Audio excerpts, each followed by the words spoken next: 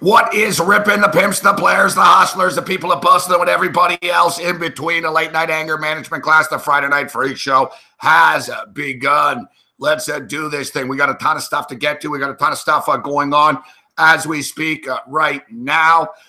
We got the Chicago Cubs and the Washington Nationals in action as we speak. And the Washington Nationals have been down this road before. The Washington Capitals of the major leagues, as Steve Merrill from Covers Experts called them earlier in the day. And Steve grew up in the Washington area. Doesn't get his hopes up. Me, I'm a Montreal Expo guy, right? So no love lost between me and the Washington Nationals, although I don't despise them like I used to. They used to bother me. They don't bother me now. You know, whatever. They're not the Expos. They're not the Expos. So, yeah, we got a lot of stuff to get to here tonight. Big man on campus is going to step up and join us this evening. It's one of those nights. It's a great time of the year to be a sports bettor, sports fan. I'm a little bit upset with myself. I did get in on the Memphis game, and I did get in on the Memphis over, but this is one of the deals when you got accounts at multiple books. Then you get it in at one spot. You're like, fuck, I wanted to get it in there. And, you know, you do this, you do that. You want it to load up. I actually left I can't lie. I put $500 on this game at one place, and I was a second too late to get it in. I put it in game somewhere else. I didn't have 500 in that account. A little bit frustrating, but a win is a win. We'll take it. Although it's not a win yet, actually. 56-24, but the over is already a win. All right, so we got a football game coming up in a couple of minutes. I believe it's 10:15 Eastern time kickoff. It's a tough game, though, man. Boise and BYU. And man, I've been in studios all motherfucking day. It's crazy. I'm a busy-ass motherfucker, but today I took it to a whole new level because Monday is Thanksgiving in Canada. And I don't know. You can't make people work on Thanksgiving, I guess. So I have to tape my fucking shows. I'm not it's a cold world. If I don't do the show, I don't get paid. Right? Yeah, I don't get paid I get paid by the show. So whether it's a holiday or not, I'm doing the motherfucking show. So, you know, it's Thanksgiving. I don't believe in best ofs. I could mail it in actually and make them do a best of. I don't like that crap. So, you know, we taped a Monday TV show today. I did a million fucking videos. We just did a video for UWager, great book, uwager.eu, a SBR approved book. I can't lie to you. I'm getting a little bit stressed out about this Dallas Star Vegas Golden Knight hockey game. Golden Knights making their debut this evening. 0-0 right now, midway through the second period of play. I expected the Dallas Stars to win this game like 5-0 or something. We laid the goal and a half. Get a little hot in here. Actually, it's not getting hot in here. Not yet. We'll see. What's the over-under? How many minutes going to take before I start sweating? We've got the balcony door open, and it's funny. I was in the bank earlier today, and I don't talk to a lot of people in my condo, but there's a good guy, cool guy, sport fan. It's actually a customs agent. A good guy. You know, he spoke to me in the elevator. He goes, "Oh man, I love your TV show, man." So you know, I talked to the guy a bit. So I saw him in a bank today, and I've noticed he's not a hardcore fan. He's an NBA fan. He's not a hardcore sports fan. He's an NBA because every time I see him, like today, what do you think of Carmelo Anthony, man? Oklahoma City. So you're in a bank today, and I said, "Oh, I haven't seen you around in a couple of weeks." I knew he got married. I said, "I haven't seen you around in a couple of weeks." He goes, "Yeah, I was on my honeymoon and stuff." He goes, "I got back the other day." He goes, "Yeah, the day I got back, I could hear you when I got out of the taxi." I'm like, "What?" He goes, "I don't know. It sounded like you were doing a show or something. You were really yelling about something." He goes, "Oh, yeah." He goes, "It was fucking echoing all through the whole condo." He goes, "Everyone could hear you." I'm like, "What night was this?" He's like, "Oh, it was last Thursday." I'm like, "Really, huh?" And I'm thinking, I wasn't doing the show, but my door was open. I think at times I yell so loud that it just fucking echoes. And people, once in a while during the show, I'll hear the old like slam of the window shut and stuff like that, but I don't care. I don't like you. I've been here 2 years. Haven't had a complaint about the noise yet.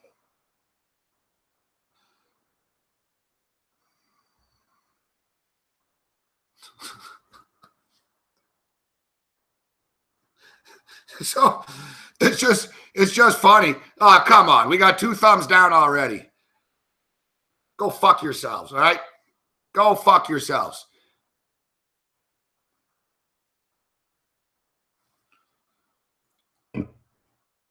Yeah, let's not bring in the battle with Big Man on Campus the other night. I clearly won, all right?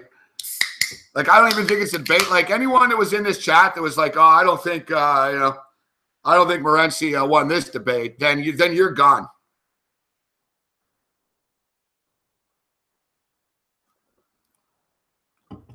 Ricola. I see a lot of hardcore rageaholics. It's rageaholic night tonight on the Friday Night Freak Show. I think it's the first show we haven't seen Tom Marino in the house. How you doing, Nick? Now, things got a little bit heated last night in the late night hours, and yeah, we've come to the conclusion we can't talk about anything. We can't talk about anything besides strictly sports on this show or my stories. Last night, we just brought up, a couple of things and all hell turned loose. I'm getting fucking some dude calling me unpatriotic and somehow I'm unpatriotic. But yes, yeah, we'll Matthias Terschenmater. How you doing, Matthias? I question your last name, but so far so good. How much does Coke fucking pay me? Yeah, Coca-Cola's paying me. Are you kidding me? No mainstream sponsor wants to be part of this show. I told you. Last night it was Pepsi, tonight's Coke. It's like a bit. I'm like Lonzo Ball. I'm drinking Coke and Pepsi to see which one's going to offer me money first. I'm not holding my breath.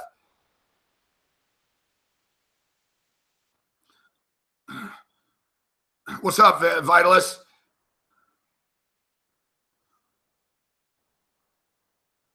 Yeah, antisocial. Anthony Greer in the house. What's going on, Anthony?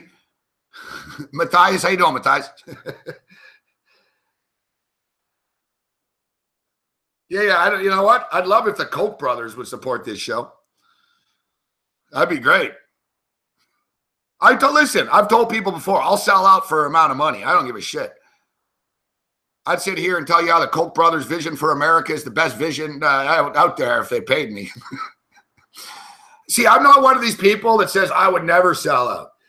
I would sell out. I'm waiting to sell out. I would sell out. But the only thing is, I'm a pricey prostitute. I upset people in the mainstream media. I'm like, how much money do you make? They tell me, I'm like, really? I'm like, I make more than you, and I don't even fucking kiss anyone's ass. Maybe that's why they don't like me. It's like, I'm making more than you, and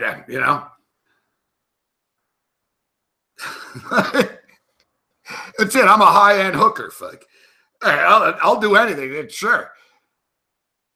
I'll be the spokesman for fucking Kim Jong-un if you fucking pay me enough. I'll be the fucking North American spokesman. Kim Jong-un doesn't appreciate being called Robot Man, Rocket Man.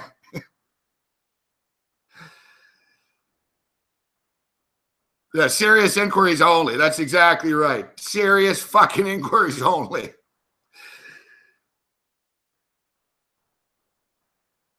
The only mainstream network that's ever insane enough to let me on the air was Fox. And I appreciate it. I appreciate it, Fox. Good old Fox, huh? I had an afternoon show on Fox in Las Vegas. God bless Vegas, too. Like, I met the station general manager for 10 minutes. He's like, hey, you should take this show over.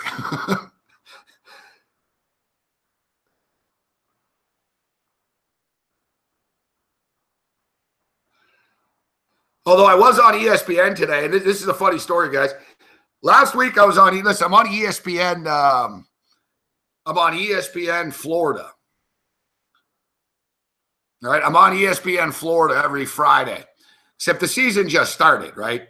And I wasn't on the first couple of weeks, so they just brought me on board. I guess, they realized we got to liven up our show. So They just brought me on board a couple of weeks ago. So last week, I started ripping Dirk Cutter of the Tampa Bay Buccaneers. I was like, the Buccaneers will never win with Dirk Cutter as the coach. And I got cut off. Okay? Like, I got knocked off. And it wasn't my phone. So I called the guy, called right back. And I was like, I don't want to look like an amateur here on ESPN radio. So I called back. I'm like, listen, I don't know what happened. I got knocked off. And they're like, oh, it's okay. It's okay. We ended the segment. And I said to the guy, I'm like, by any chance, are you guys the rights holders to the Tampa Bay Buccaneers? He's like, yeah. And whatever. I took a couple of pot shots at the Bucks last week, and I got pulled. Fuck. So I wasn't sure if I was going to be on today or not, especially after the Bucks choke. But I was on, and I asked the host off the air. I said, what happened last week? Did you guys I said, should I not rip the Bucks or something? Was there an accidental loss of the signal last week? And he goes, no, I swear to God. He goes, I don't know what the fuck happened. He goes, it sounded like your phone blew up. And he goes, it was a really weird sound. He goes, we're at the end of the break. Anyways, he goes, no, but it wasn't. He goes, we think Dirk Cutter's an idiot too. So I was on today, and I asked the producer right before I went on. I said, am I good? Can I fucking rip the Bucks? He's like, oh, yeah, go ahead, fuck. So I ripped Todd Monken on Tampa radio today. I'm like, I don't know how the hell being 13-26 in Southern Miss gets you a job in the NFL. I'm like, Todd Monken sucks. And I'm like, Nick Falk, if you're listening to this show, fuck, I hope you're kicking a can down the street. Dallas. All right, we need Dallas. All right, listen, I'm on, this is a dangerous pick, but I think BYU is going to beat them. All right, let's go over the number here as well. Fuck, I got to hurry up and get this fucking bet in now. Tell you, man, UWager doesn't fuck around, man. They pull the fucking games like right when they say they're going to. I hate that. I like that little 5-minute cushion. Give me the cushion, man. All right, we'll give you our thoughts on the Dodgers. Fuck me, it's up to 7.5. Total's 46. I don't trust BYU. Normally, I'd be on BYU in this game. Listen, guys, this is no best bet of the night or anything. This is a late night degenerate bet. I'm going to put more on the over. We're going to be able to get there. Actually, I'll put the same on both. Fuck. I bought it to half a point at 7 minus, let's go over 45. Minus 130 over 45. This is from UWager.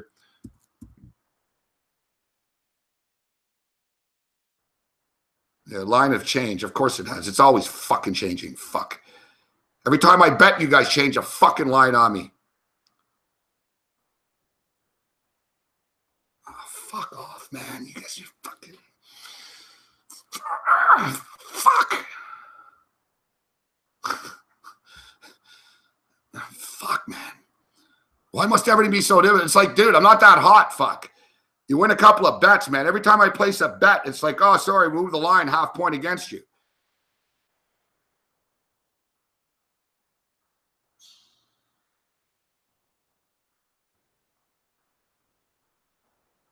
What is this? Cantor fucking gaming? No, I don't want the same amount on both bets. No. Sorry, guys. Let me get this fucking bet in. At least you know I'm betting for real here. 45, yes. 300. 150. Continue. Confirm. Ugh. Fucking sports accounts looking a little light here. Pending bets.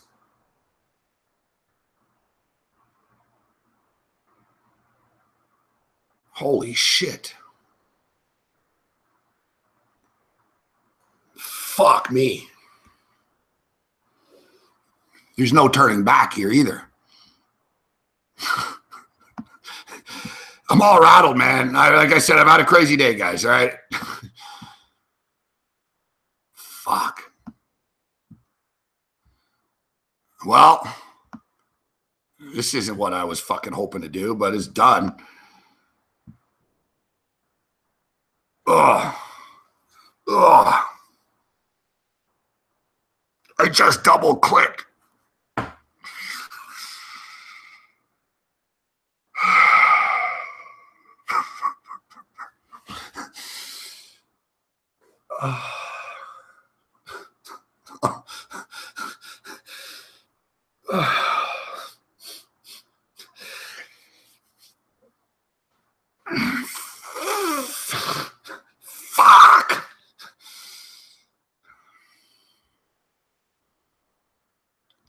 I'm getting used to you, wager, man. You know when you're betting in a new book and shit and the fucking confirmation, I'm getting mad. I didn't think my bet got confirmed. They changed the number. I got all mad. It was confirmed. Fuck. Holy fuck. What do I have on this game now?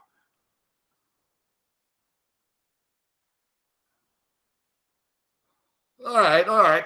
It's time to put my big boy pants on here. Fuck, this isn't what I wanted to do, though.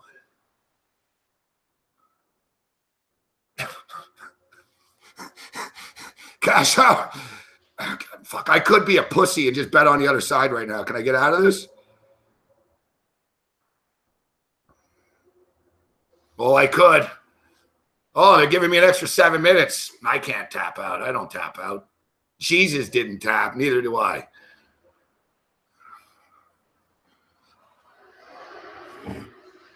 Keep it down out there. Fucking motorcyclists. I'm going to tell you, the good people over at Geico keep on just topping themselves, huh? I was thinking the other day, because I don't like the stupid Geico commercials when they're like, oh, Mary Ann saved her shirts. They show some chick in her kitchen. Fuck. I like the iced tea one, the creative ones. Fuck. Matumbo swatting cereal from a kid and shit. I like the new one with the He-Man. Fuck. Skeletor. Damn you, He-Man, you interfering imbecile. I'm gonna steal that and they're playing for the trolls. You interfering imbecile. All right, what do I do? What do I do? What do I do? What do I do? What do I do? What do I do? What do I do? What do I do? Full disclosure, I just put $750 on this game when I wanted to put $400 on the game. So I got $750 on this BYU Boise game when I intended to play. I intended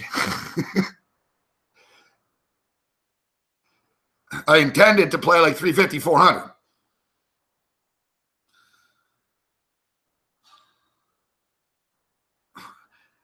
The thing is, I don't believe in tapping out, all right? It's not my style. I don't like tapping out. Like, what, am I scared? Ooh, you're scared, Morency? Ooh, I'm scared. I'm scared. Let me get under the table here. Oh, no. Oh, are they gone yet?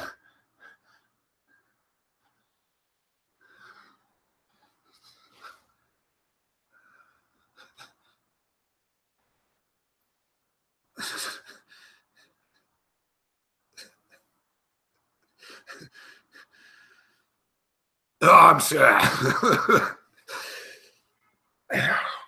All right. Hold on. Where's my phone? Let me call my cocaine dealer here.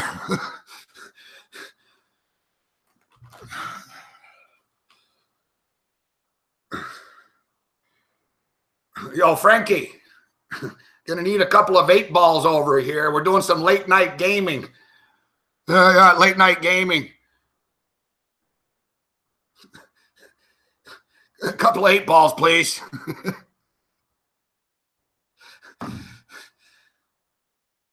Okay, I'm on Boise State. I'm on Boise State -7, and I'm on the fucking over. I don't have BYU +9. Fuck. I didn't want this. Fuck me, man. All right, we got a big play going here, boys. Big play. I always take BYU in this shit, in these positions. I got more on the over, all right? Let's just get this fucking over home, man. All right, for the record, what happened? What happened in this Indians game? I don't have the Indians game. I don't get the MLB network, fuck. I just got home. I literally got here like 7 minutes before the show started. You guys cut into my pre-show prep. No, I'm not. I'm on Boise. Boise. I'm on Boise.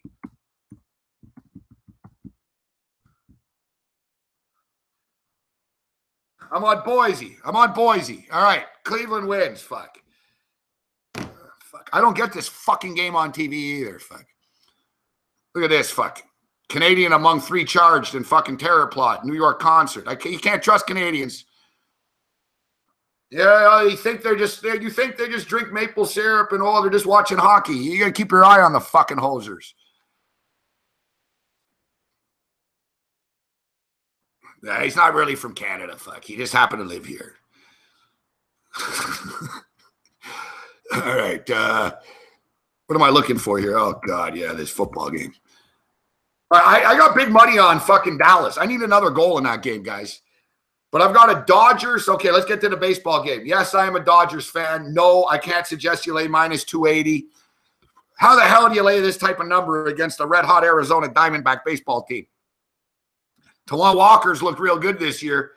2-0 against the Dodgers. A big night here. I'm a big Dodger fan. So you can't lose the first game of the series either. So I think the Dodgers are going to win. I don't want to lay the 180, the 280, excuse me. So I got the Dodgers parlayed. I got the Dodgers parlayed with the Indians, and I got the Dodgers parlayed with another parlay with the Dallas Stars. I got another parlay with the Dallas Stars and the Dodgers, Dallas Stars on the puck line.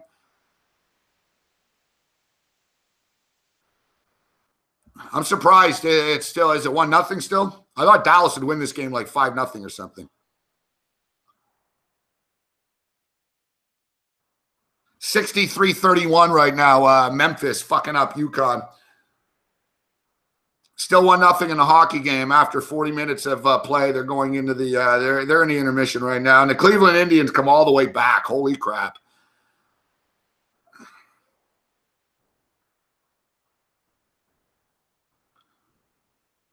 The Indians come all the way back.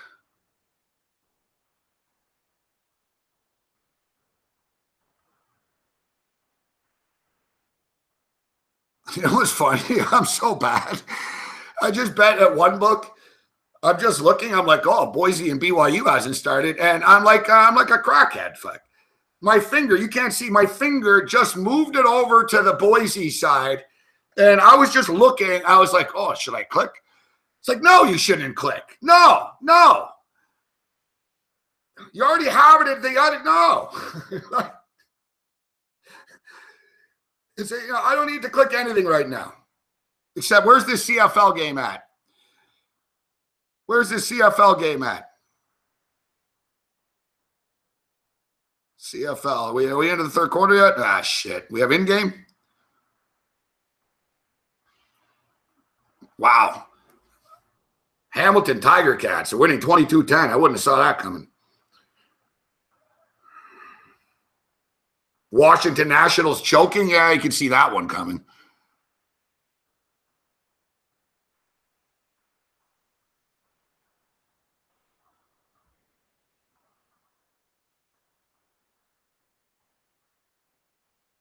We're on the Dodgers.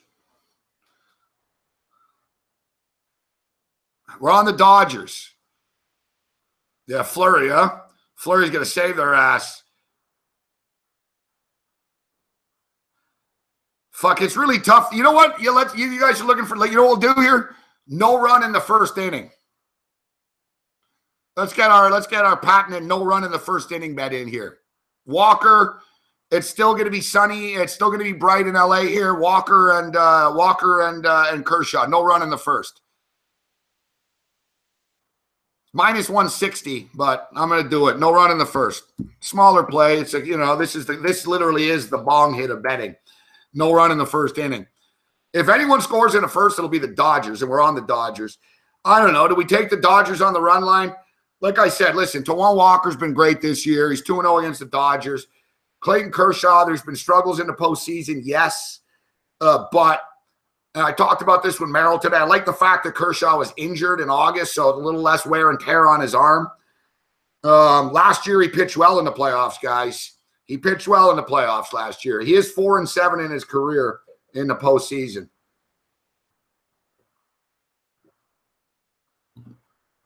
I would lay the 1.5 for the Dodgers, but the problem is Arizona are a good team.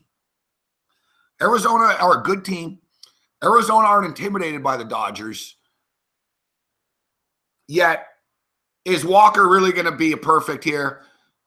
Walker's a good pitcher. And, now it's in the playoffs and stuff. You got to like the Dodgers. I'm on the Dodgers already in a bunch of parlays, but I'm going to go no run in the first inning. As far as the total 7.5, I lean with the under, man, even though you have these powerful offenses. And you know what? Let's grab a piece of the under. We're gambling. It's a gambling show, right? It's a gambling show, so let's gamble. Like my boy T-Bone says, if you're scared, go to church.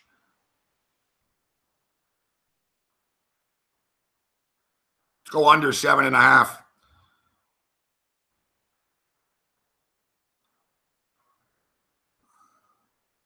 Dodgers win 4-2.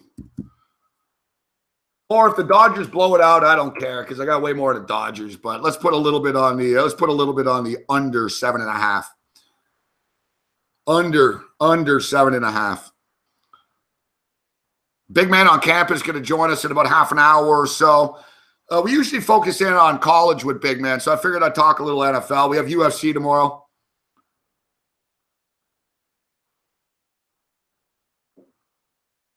Ace Farmer says D-backs in 4. I know, Ace Farmer. I know, but it doesn't mean it's is it dark already now? Fuck, I was hoping for a little bit of light still.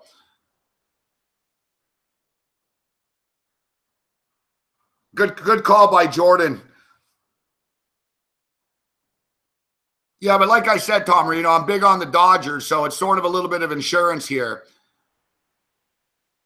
Because I don't think Kershaw gets hit. So maybe the Dodgers put up a crooked number against Walker at some point. D-backs bullpen is shaky.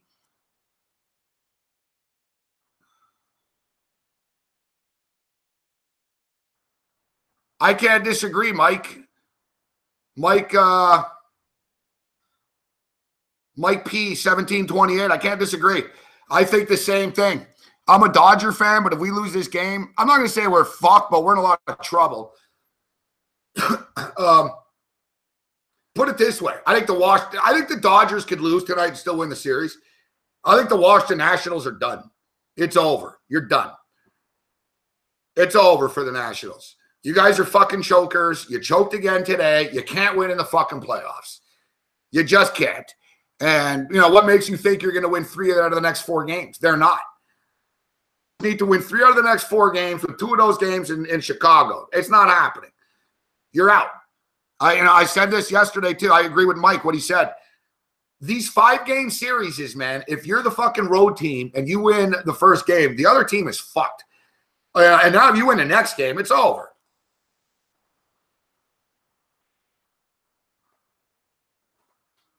I think I agree. I think in these 5-game series listen, Gio Gonzalez has been a good pitcher, but is he a guy you want like saving your franchise type of thing? You know what I mean? Like it's a must win. Like, I know it's not a must win. It is a must win. You can't go down 0-2 and go back to fucking Wrigley. So the pressure exponentially just fucking shot through the fucking roof on fucking Gio Gonzalez right now.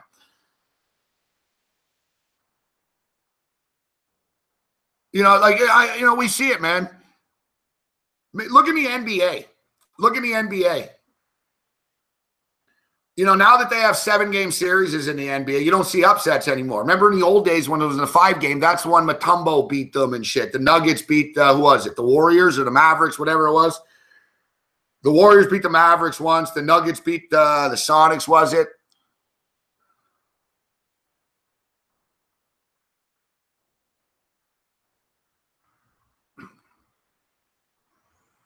Ace Farmer, you're right, man.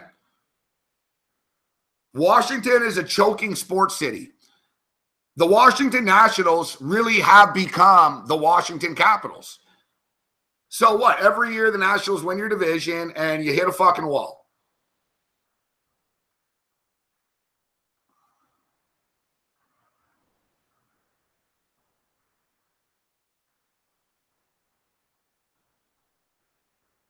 All right. Tuning into the game here for the first time. Looks like BYU's moving the ball. BYU's moving the ball right now. Fuck. You know, but yeah. I don't even like this game. Here we are. I'd rather if you score, to be honest.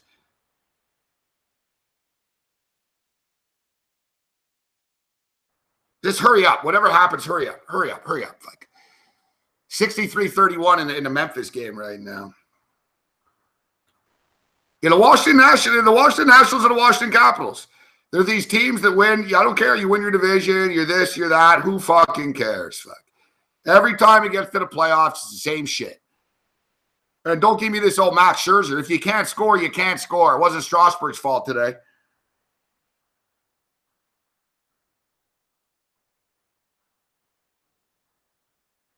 Fuck, BYU's offense is terrible. I figured, listen, the way I thought the total was a little low here. And I figured if Utah State could put 34 up on BYU, Boise State should be able to get into the high 20s at least, right?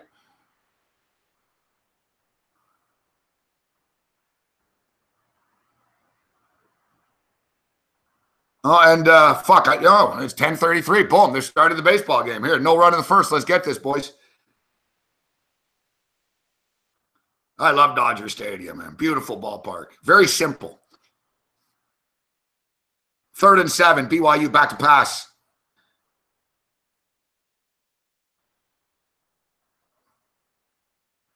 Looks like he fumbled, but I think they're going to say he's down. He's a little short. It's like 4th and inches coming up, depending on the spot. I don't know. It's pretty damn close. Tanner Mangum was unable to go tonight, I guess. They're showing him trying to get it going before the game.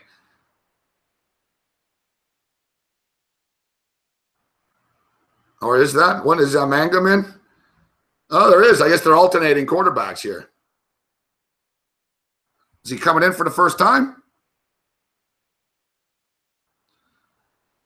He wasn't, I'm telling you, he wasn't under center when I was just watching, and the crowd's I got the sound down. I think he's coming in for the first time here. What are you doing now? And what are you doing, ref? If I wanted to watch shitty fucking reviewing and,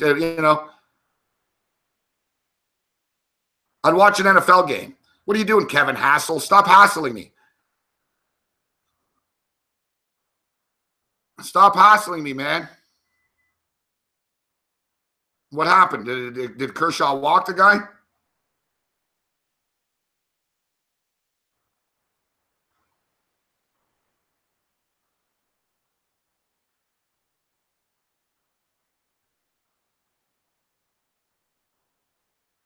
I like Stooch. That's it.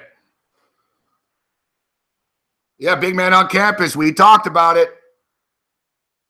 We said that was the one. If it was going to go be a lower scoring one, we talked earlier in the day. Yeah, you guys are in for a special treat on Monday. What could be better than the raging redhead Cam Stewart and the big man on campus on the same show? Time decisions. We've got Cam Stewart, big man on campus, Pee-wee fucking Bobano, Pee-wee's picks. And, where is Bobano right now? Bobano's too cool. Friday nights, he's out with Johnny Manziel and the posse.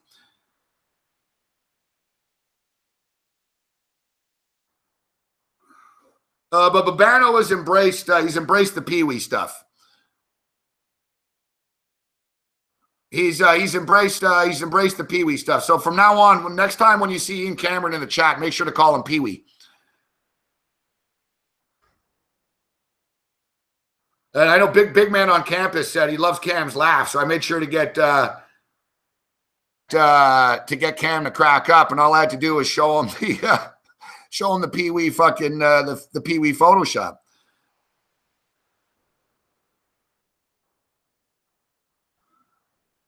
Yeah, Pee-wee's picks.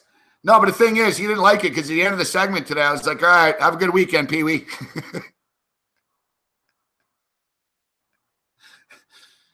Yeah, Bobano's new nickname's Pee-wee. Either that or I am partial, let's call him Coco, like Seinfeld. Coco the monkey. We're going to get to some college football in a minute, Jordan. Big man on campus is going to join us around 11 o'clock. We'll jump into the college board. Let me rattle off some NFL thoughts right now. You know what, guys? Earlier in the week in the NFL, I wasn't really liking very much. But now Kershaw's laboring here in the first. I wasn't liking much, and it's starting to come together for me right now. I have a new best bet of the week. Speaking of which, what's going on in this Boise game?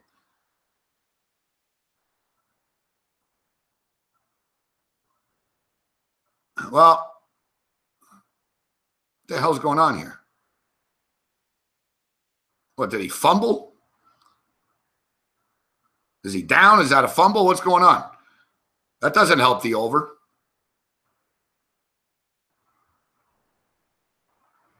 Looks like his knee is down.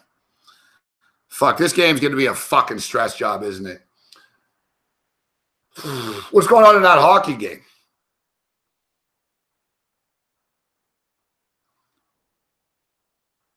Could really use a fucking goal here by Dallas. I'm panicking. We got too much action going on here.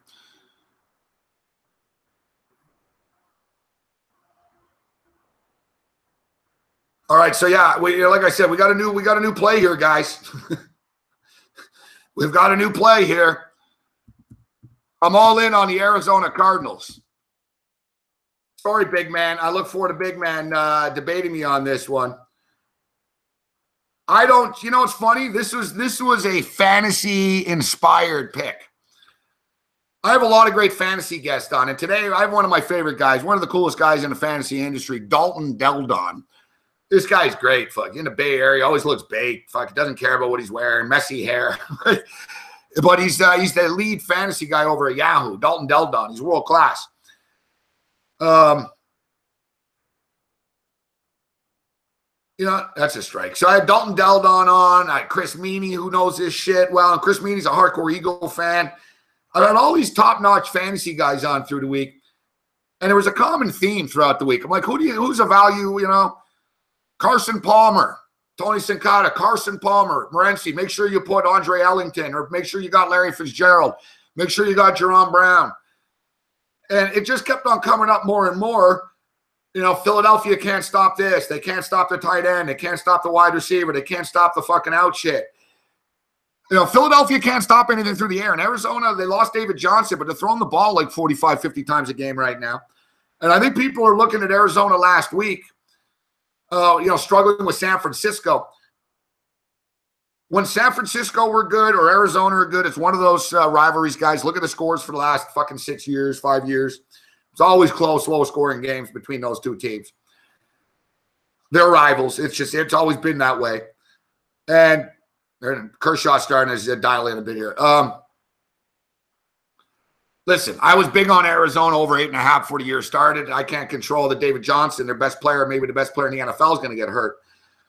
But their defense can still ball, all right? They still have guys on defense that can bring it. I think they're starting to settle down a little bit and sort of accept the fact that David Johnson's gone. Ellington's been pretty productive coming out of the backfield right now, too, for the last couple of weeks. I think they're going to be able to move the ball. I think Philadelphia's due for a letdown. I don't trust Peterson to cover a 6.5 point spread. This is the same thing as the Giants. Remember the Giant game? Similar situation to the Giant game.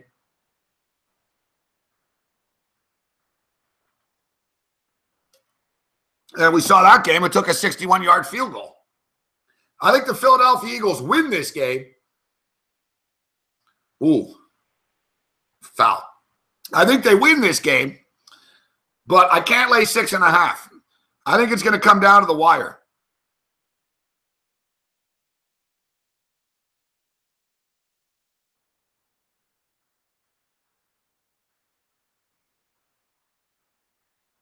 No, I prefer if it's not a fumble.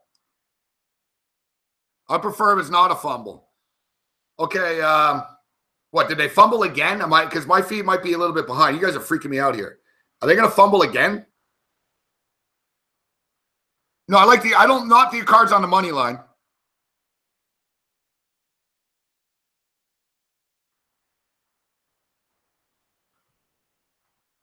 It's like a rugby match.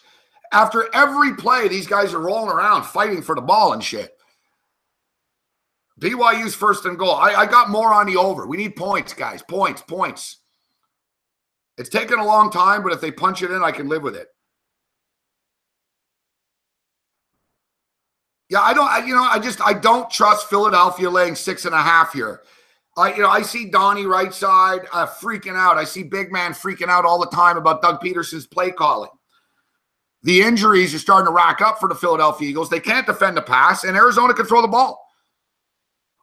Carson Palmer, he's not in his prime, obviously, right now, and Kershaw gets out of it. Yeah, this is one thing I see. Here's Mark Lawrence, incredible stat of the week. BYU is 30-0 straight up at home since 2006 against foes that allow more than 28 points per game.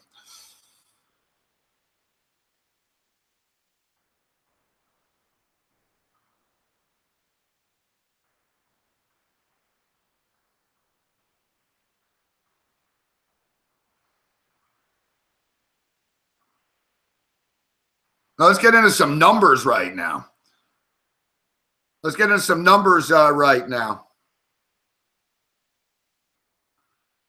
Philadelphia Eagles 2-9 straight up, 1-10 against the spread. The last 11 games against NFC West teams. Doug Peterson 0-3 against the spread at home against teams coming off an ATS loss. Bruce Arians 19-6 straight up and against the spread against the team coming off a straight up ATS win. I'm telling you what, man, this game's coming down to the wire, and I wouldn't be surprised if Arizona win this game outright. The total's 45 or so right now.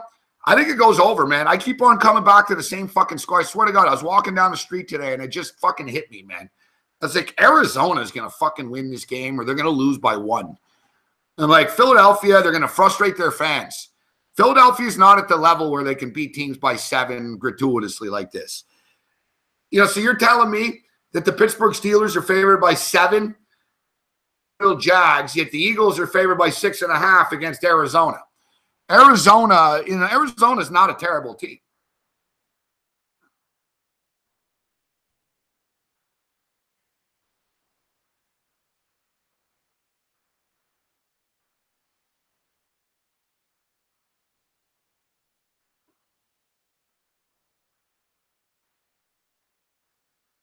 On an 8-0, I didn't know there was 4 games a week in the Super Contest, Zach. I'm playing 5. Am I in the wrong contest? Am I putting in 1 pick too many?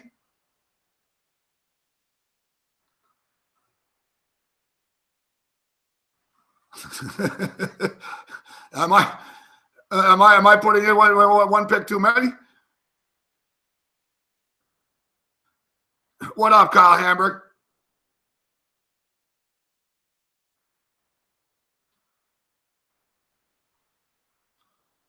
All right, I bet. You know what, Jazz? I bet that in-game number high on that Memphis game too. Oh, boom! Well, I just got paid. Nice. I like the way it looked. I like the way that looks.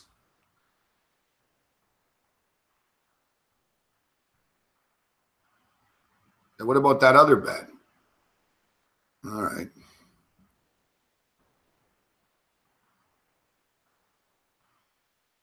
Let's see if we can get this no run in the first home here. So what's the deal? BYU scored? I don't have a problem with that, guys. This game needs to open up. Shit needs to happen.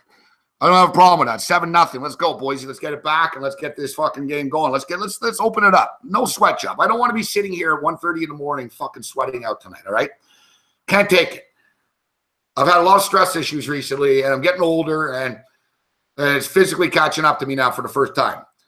I got fucking bubbles on the side of my neck. I got one on my head. I got like bumps everywhere. Most people go to a doctor, but I don't have time.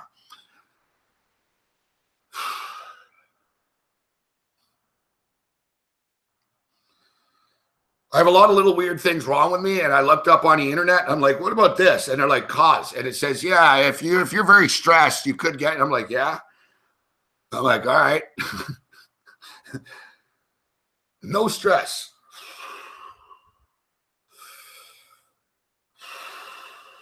Fortunately, I have some Girl Scout cookies. I have some Girl Scout cookies to keep the stress levels even. No stress, and I have $750 on a football game right now. Of course I'm going to be stressed. Okay, I like Arizona plus the 6.5. They're 4-0 against the spread. I've only bet on them twice. I jumped on the Atlanta game in-game. It seems like, everyone thinks Buffalo's going to hit the wall here. I'm going contrarian. We're going to fucking beat the Cincinnati Bengals. There's a single for the Dodgers. Give me the +3 with the Buffalo Bills. I like the Detroit Lions minus the 2.5, although I'd rather lay minus 135 on the money line than 2.5. The Jags and the Steelers I'm passing on. No opinion. Chargers, Giants. I think the Giants are going to win. I think the Giants are going to win. Except they probably win by 3, but I think the Giants will win. They might win by 4 and stuff. I think the Chargers are done. It's a battle of two losers. Someone's got to win a fucking game, and I'll take the home team to do it. The Jets and the Browns, I'm not betting that game. The 49ers and the Colts, I like the Colts. This is the new one that I'm hollow high on here, too. Give me the Miami Dolphins +3 on their home field. It's their home opener. They haven't played at home yet. Tennessee can't stop anybody. Jay Cutler and the Dolphins passing attack will get on track here.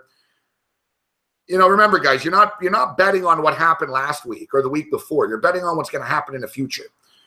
People go broke betting on, last week they did this. So I thought, you go broke betting on what happened last week in the NFL. The Dolphins were in a tough spot the last couple of weeks. We talked about it. We've been picking on the Dolphins. And in fact, I've had problems with the Titans, although I had the Texans last week, but we're 3-0 with the Dolphins. We played this marvelously. We were on them against the Chargers. We were against them. We took the Jets, and then we took the Saints. Doesn't mean I'm going to bet against them every week. Jay Cutler is a terrible road quarterback, and that Charger game it's not a tough road game. All right? And plus the Chargers played on Monday Night Football. They were put in a good situation. The Tennessee Titans are not in a good situation right now. Their defense is a fucking sieve, okay? Their defense is a sieve. They can't stop the pass. The total's way too low in this game at 43. But this is where, this is where the but comes into play here. If Marcus Mariota doesn't play, then I fucking love this play. To me, Matt Castle is Scott Tolzien bad. I think he's that bad. I think Matt Castle might be like the worst backup quarterback in the NFL. Like, you name a guy that's terrible, I'll tell you why I'd rather have him. Like, I'd rather Blaine Gabbert than Matt Castle. I know Matt Castle, all right? He was on the Bills. Trust me, I know. Matt Castle is incompetent. It's a fucking miracle that this motherfucker is still in the NFL right now. Like, Matt Castle's not any better than Christian fucking Ponder is. All right? Like, I'm telling you, Castle fucking sucks. He's terrible. They will not be able to win a football game with Matt Castle. They just won't. They can't. They won't.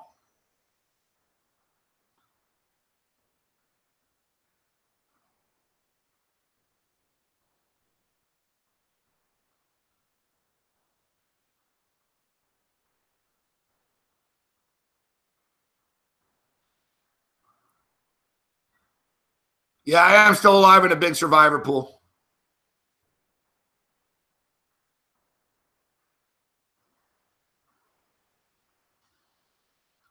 Mr. S.A., what is so wrong?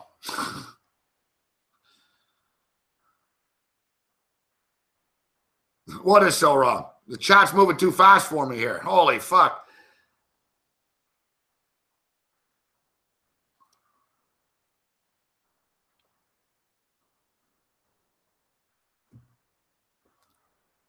All right, our no run in the first could be in trouble. Settle down. Who is it? Loretti? No, there goes there. No run. Hey, settle down. You ever heard of double play? Kaepernick or fucking Castle? If you told me that Colin Kaepernick lost one of his legs, I'd still take him over Matt Castle. I'll take a one fucking leg Kaepernick over Castle.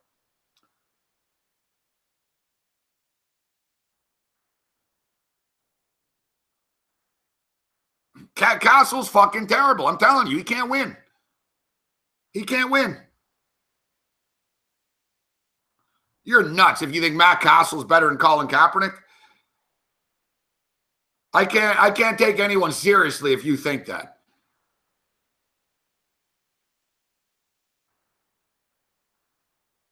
I know Matt Castle's mobility is great. His accuracy is great. His arm strength is like, what does Matt Castle do that's good? I'm so sick and tired of the Matt. Oh, wait, he went 11-5. Yeah, he went 11-5 with the Patriots 9 years ago. Fuck, okay? I used to bang hot chicks 9 years ago. Now I'm sitting here with you. What happened 9 years ago doesn't mean jack shit right now.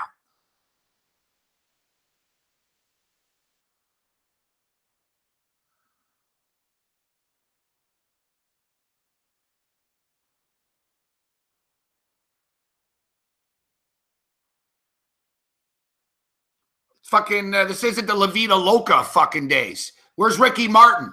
You show me Ricky Martin, I'll show you Matt Castle when he was good. Matt Castle hasn't been good since he was in the Little League World Series, fuck. He's terrible.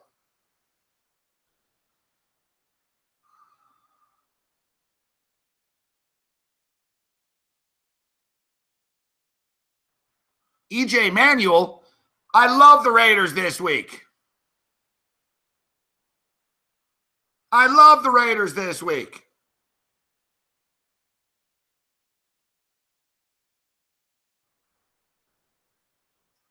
"19 years ago, did I have hair?" Yes. Yes.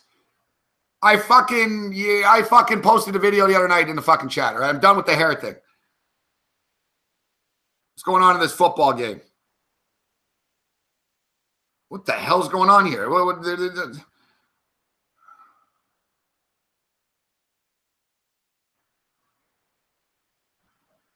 BYU first down. Where's the ball?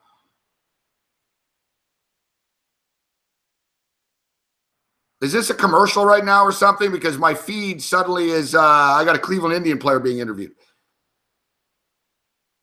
Is this like a little Sports Center update type thing, or? Tawan Walker's melting down.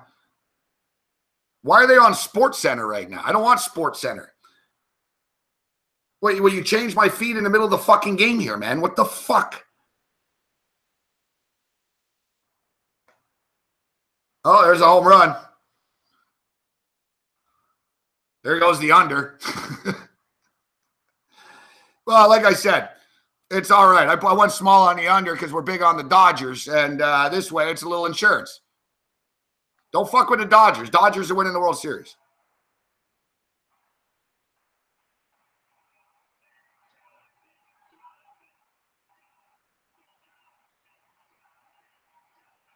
Jonathan.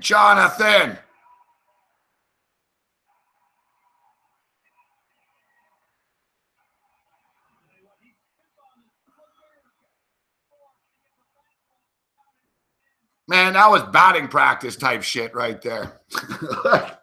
What a terrible pitch that was.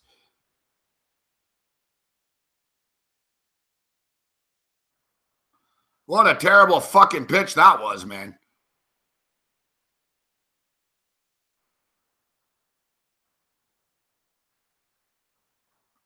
Yeah, so like I said, if it's Marcus Mariota, I still kind of like the Dolphins, but I really don't like Matt Castle. I don't trust Matt Castle. If you can get them +3 with Matt Castle, I mean, come on. The Titans are just overrated. Yeah, the Titans are just a little bit overrated, and the Dolphins are a little underrated right now. Everyone's abandoned ship on the Dolphin bandwagon. Give me the +3. Give me a home dog. Give me the home dog. You can't argue with a home dog. Can't argue with a home dog. I like the Detroit Lions to beat the Carolina Panthers as well. Here's a fucking crazy number. Cam Newton is 39-1 straight up in his career if he rushes 8 or more times in a football game. Then why don't you just rush him 9 times a fucking game?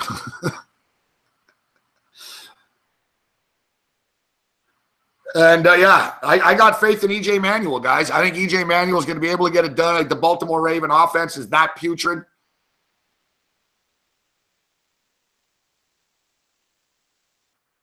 I think the offense is that putrid. The Raiders, listen, the Raiders haven't been home in 3 weeks. It was a tough scheduling spot for the Raiders. They played a Sunday nighter against the Redskins. They got caught up in all that anthem bullshit. Carr didn't play well. There was friction with Carr and the teammates, reportedly. And then next week, they get punched in the mouth at Denver. Tough spot to be in, going to Denver after the Sunday nighter. Now they're finally at home. E.J. Manuel looked good coming off the bench. He has a full week to get ready. They got another hit for the Dodge. They get good news. Raiders get good news. Derek Carr is going to be back quicker than later. It's going to be like 2 weeks only, and he's expected to be back. I hope it's after the Bills game on the 29th. Yeah, so he's expected to be back. So their season isn't like, it's not like they're falling apart here. You know, Baltimore has. Baltimore just don't have any fucking talent. Baltimore's offensive line sucks.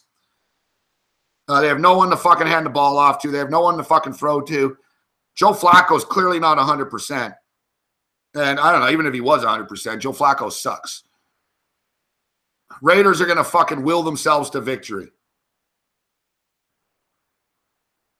All right, whoever fucking was streaming this fucking game, you really fucked me over good, buddy. I got a lot of money on this fucking football game. I don't want to watch fucking Harold Reynolds break down this baseball game. Fuck, it's already finished. Where's the fucking football game? Fuck. Well, you just had it on. You had it on. I go away for a second. I come back and it's baseball talk.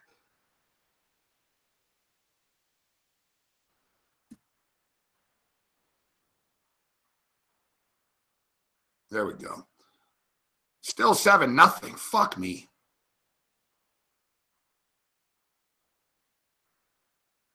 This isn't going well with the total here.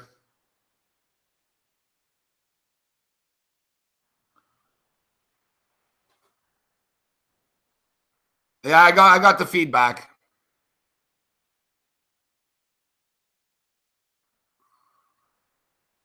What up, Big Will? Hey, you agree with me, Vitalist, that Matt Castle sucks? No, I was talking about the football game, guys, the Boise game, not the baseball. I got the baseball game on TV here. Ooh, you're so plagued, high and tight. I got the baseball game on TV here. That's what I'm saying. Vito's on fire tonight. E.J. Manuel is going to be just fine.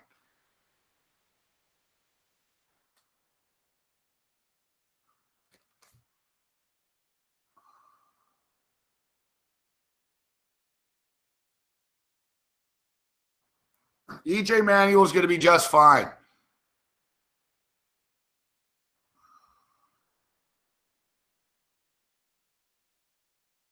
Did Vegas just score? I see Vegas are on the power play. I can live. Listen, I can live if they don't cover the puck and a half because I've got a Dodgers-Dallas parlay, and I got a Cleveland-Indian-Dallas parlay, and I got a straight-up play. I'm loaded up on this fucking game. I'm going to fucking freak if Vegas wins. You figure out, I'm a Vegas guy too, but I didn't think they could win the fucking first game on the road here. Come on, Dallas. What the fuck are you guys doing? I might have to get the feet open to this fucking game. How many fucking pitches has Walker thrown in this inning? Oh, Mexico and Trinidad are playing a little soccer right now. World Cup qualifying. Right in Big Man's alley. All right, we're going to take a quick break. We're going to get Big Man on campus stepping up and in here. Busy night tonight, guys. We got NHL hockey. We got college football. We got Major League Baseball. We got international soccer. We'll try to make some money tonight, although I'm not happy about this start of this football game. Make a fucking play, Boise. You're a disgrace to the fucking program.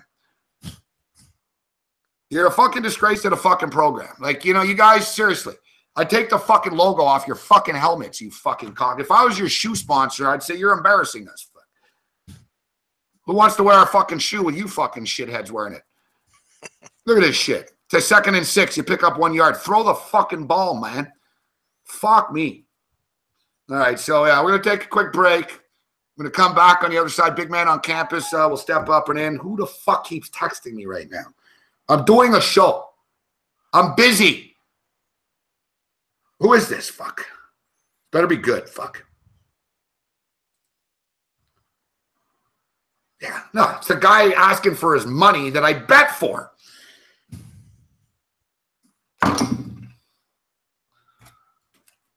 Great timing, fuck. Great timing. All right. What do you guys want as sound here? You want the baseball game?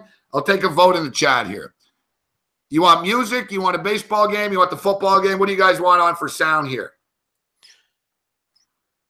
When are we going to go for sound? What do you want sound during the break? What do you want for sound? I'm only asking you one more time. Otherwise, I'm making a fucking decision. 1-1, eh? They fucking scored.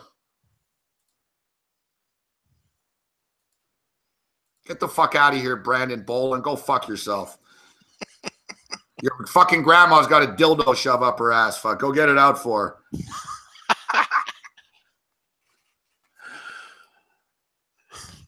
All right, I'm going to take a quick break here.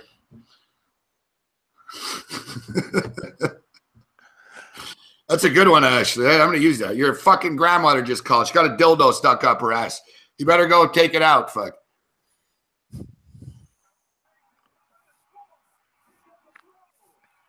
You guys suck, Arizona. Quick break.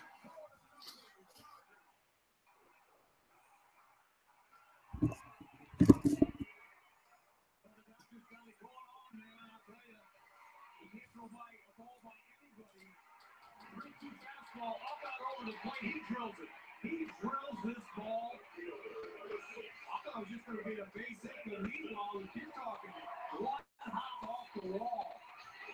That was a missile. Real body, big swing, and was not running on the pitch, and yet he still scored from first. I thought there was going to be a play at the plate, but the ball took like 3 hops, slowed down, he was safe easy.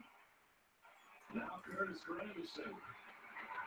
Now it's just a matter of getting Godley ready to pit. He's a starter. He is not a guy that gets loose quickly, and LaBella was trying to buy one more batter. He sends his shortstop Arte to have a quick chat. Getting loose is absolute nightmare. This is an absolute nightmare. It couldn't start off any worse for the Diamondbacks. I have a hard time even dribbling up their saliva right there, Walker. You feel for him. That's a lonely spot on love in a situation like this. Curtis Granderson. 1 ball, 1 strike on the 35th pitch of the inning.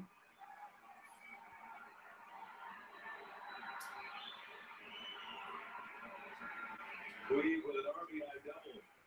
4 hits and a walk in the inning, and so many deep counts. Gotta keep playing baseball. Game over. I've got curveball there that he could have pulled, but he can eyeball with the best of them. Granderson coming to the Dodgers in mid-August from the New York Mets. Curtis got off to a great start with the Dodgers. Hit 4 home runs in his first 6 games as a Dodger, including a grand slam, but it was a slow ride for Granderson the rest of the way. Part of that platoon in left field with Kike Hernandez. Granderson gets the call against the right-hander Walker. The last game he went, yes, he did. Third base umpire Alan Porter. That looked pretty close from here. You'll see this is a good look. Yeah, you got the head out. He did.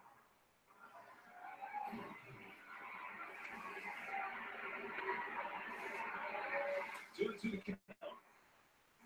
6th batter of the game for the Dodgers offensively. Swing and miss, and Granderson strikes out, and that is the first out for Taiwan Walker.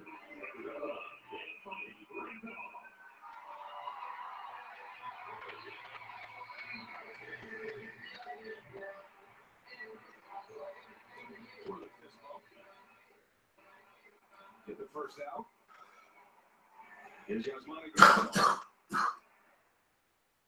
Hey, Roberts told us he had a lot of deliberations tonight about Grandal versus Austin Barnes, who has been catching well and hitting well for the Dodgers.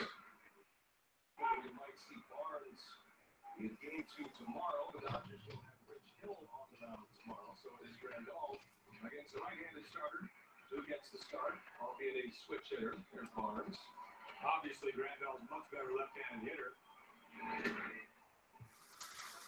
Tornado, if nothing else after the strikeout, he's going to leave him in for at least one more hitter in hopes that he can get out of this inning and give the Diamondbacks a couple more rather than have to go to his pen so early. You hate talking this kind of strategy this early, but if you can retire Grandal, you can walk the 8th-place hitter, get the pitcher to the plate. There is a way out, but it is an uncomfortable way out for a walker. So he walks the field, they pass, able to check his swing was Grandal. 2-1. They weren't kidding about a lot of high fastballs, huh? No. And you can live up there provided your other pitches are somewhere close to the zone to get some swings. You get ahead of the count, then you can get some guys to chase upstairs. Former Dodgers had great team. Former Cy Young Award winner with Royals. Now his troubles in the wild card here. There is a strike. 2-2 on the Dodgers catcher. Seems to be getting his second wind a little bit here. He's loose. Yeah, that's true. Yeah. Well, Arizona can swing the bat. We know that. And they put up some big offensive numbers against LA this year. Albeit they are dealing with Kershaw tonight. The way this Level 2. That was a fast hour of the show, huh? You guys are fucking lucky I don't go 2 hours all the time. I'm on the clock for 2 hours only. The show would be over already. It'd be just like that.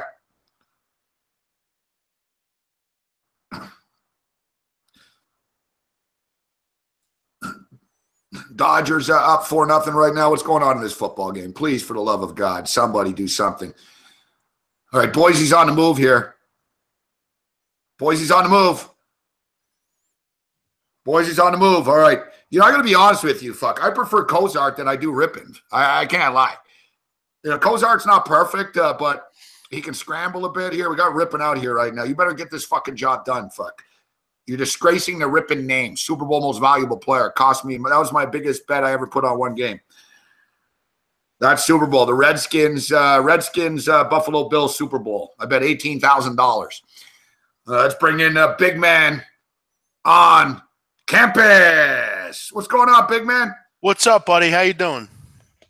Always a pleasure, my man. Always a pleasure. Thanks for joining me on this Friday night. We got a lot of stuff going on. Do you have any action on this Boise BYU game? I do not. I only have action on the Dodgers right now. Nothing on BYU Boise. Pass for me. Come on, you got to jump in game to ride along with me here, man. All right. Boise. Yeah, I'm not very happy. I'm not very happy right now. What's going on? Oh, the fucking Yankees. I mean, fucking motherfuckers. I want to get into this fuckhead, Joe Girardi, this fucking clown show idiot that we have managing this fucking team. I want to get into this dumb fucking idiot. I'm so sick of this asshole. No, I'm not. I'm fucking annoyed about everything this fucking idiot does. I'm annoyed with the team in general, really. I mean, it's so typical. I mean, I knew they'd lose. I knew it. When they were up 8-3, I said to myself, I knew they're gonna blow this somehow. And you know, he's just a moron. It's amazing. All right, Brandon Bolin. I don't know how the hell. I guess I just deleted him. All right, hold on, big man. See you later, Brandon. Take it easy. Yeah. You know, multiple names. Motherfucker comes, yeah, I guess so. Hey, motherfucker comes in here, talks shit. He says he's back. You know what? I told you, your grandmother needs you right now, Brandon. Fuck, you're abandoning her.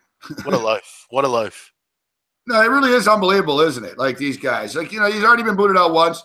Real winner, right? Guy comes back. Touchdown, Boise. Brandon, it's for you. Get the fuck out of here.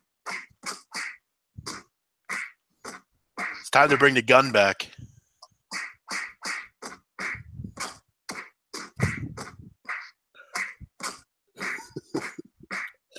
There.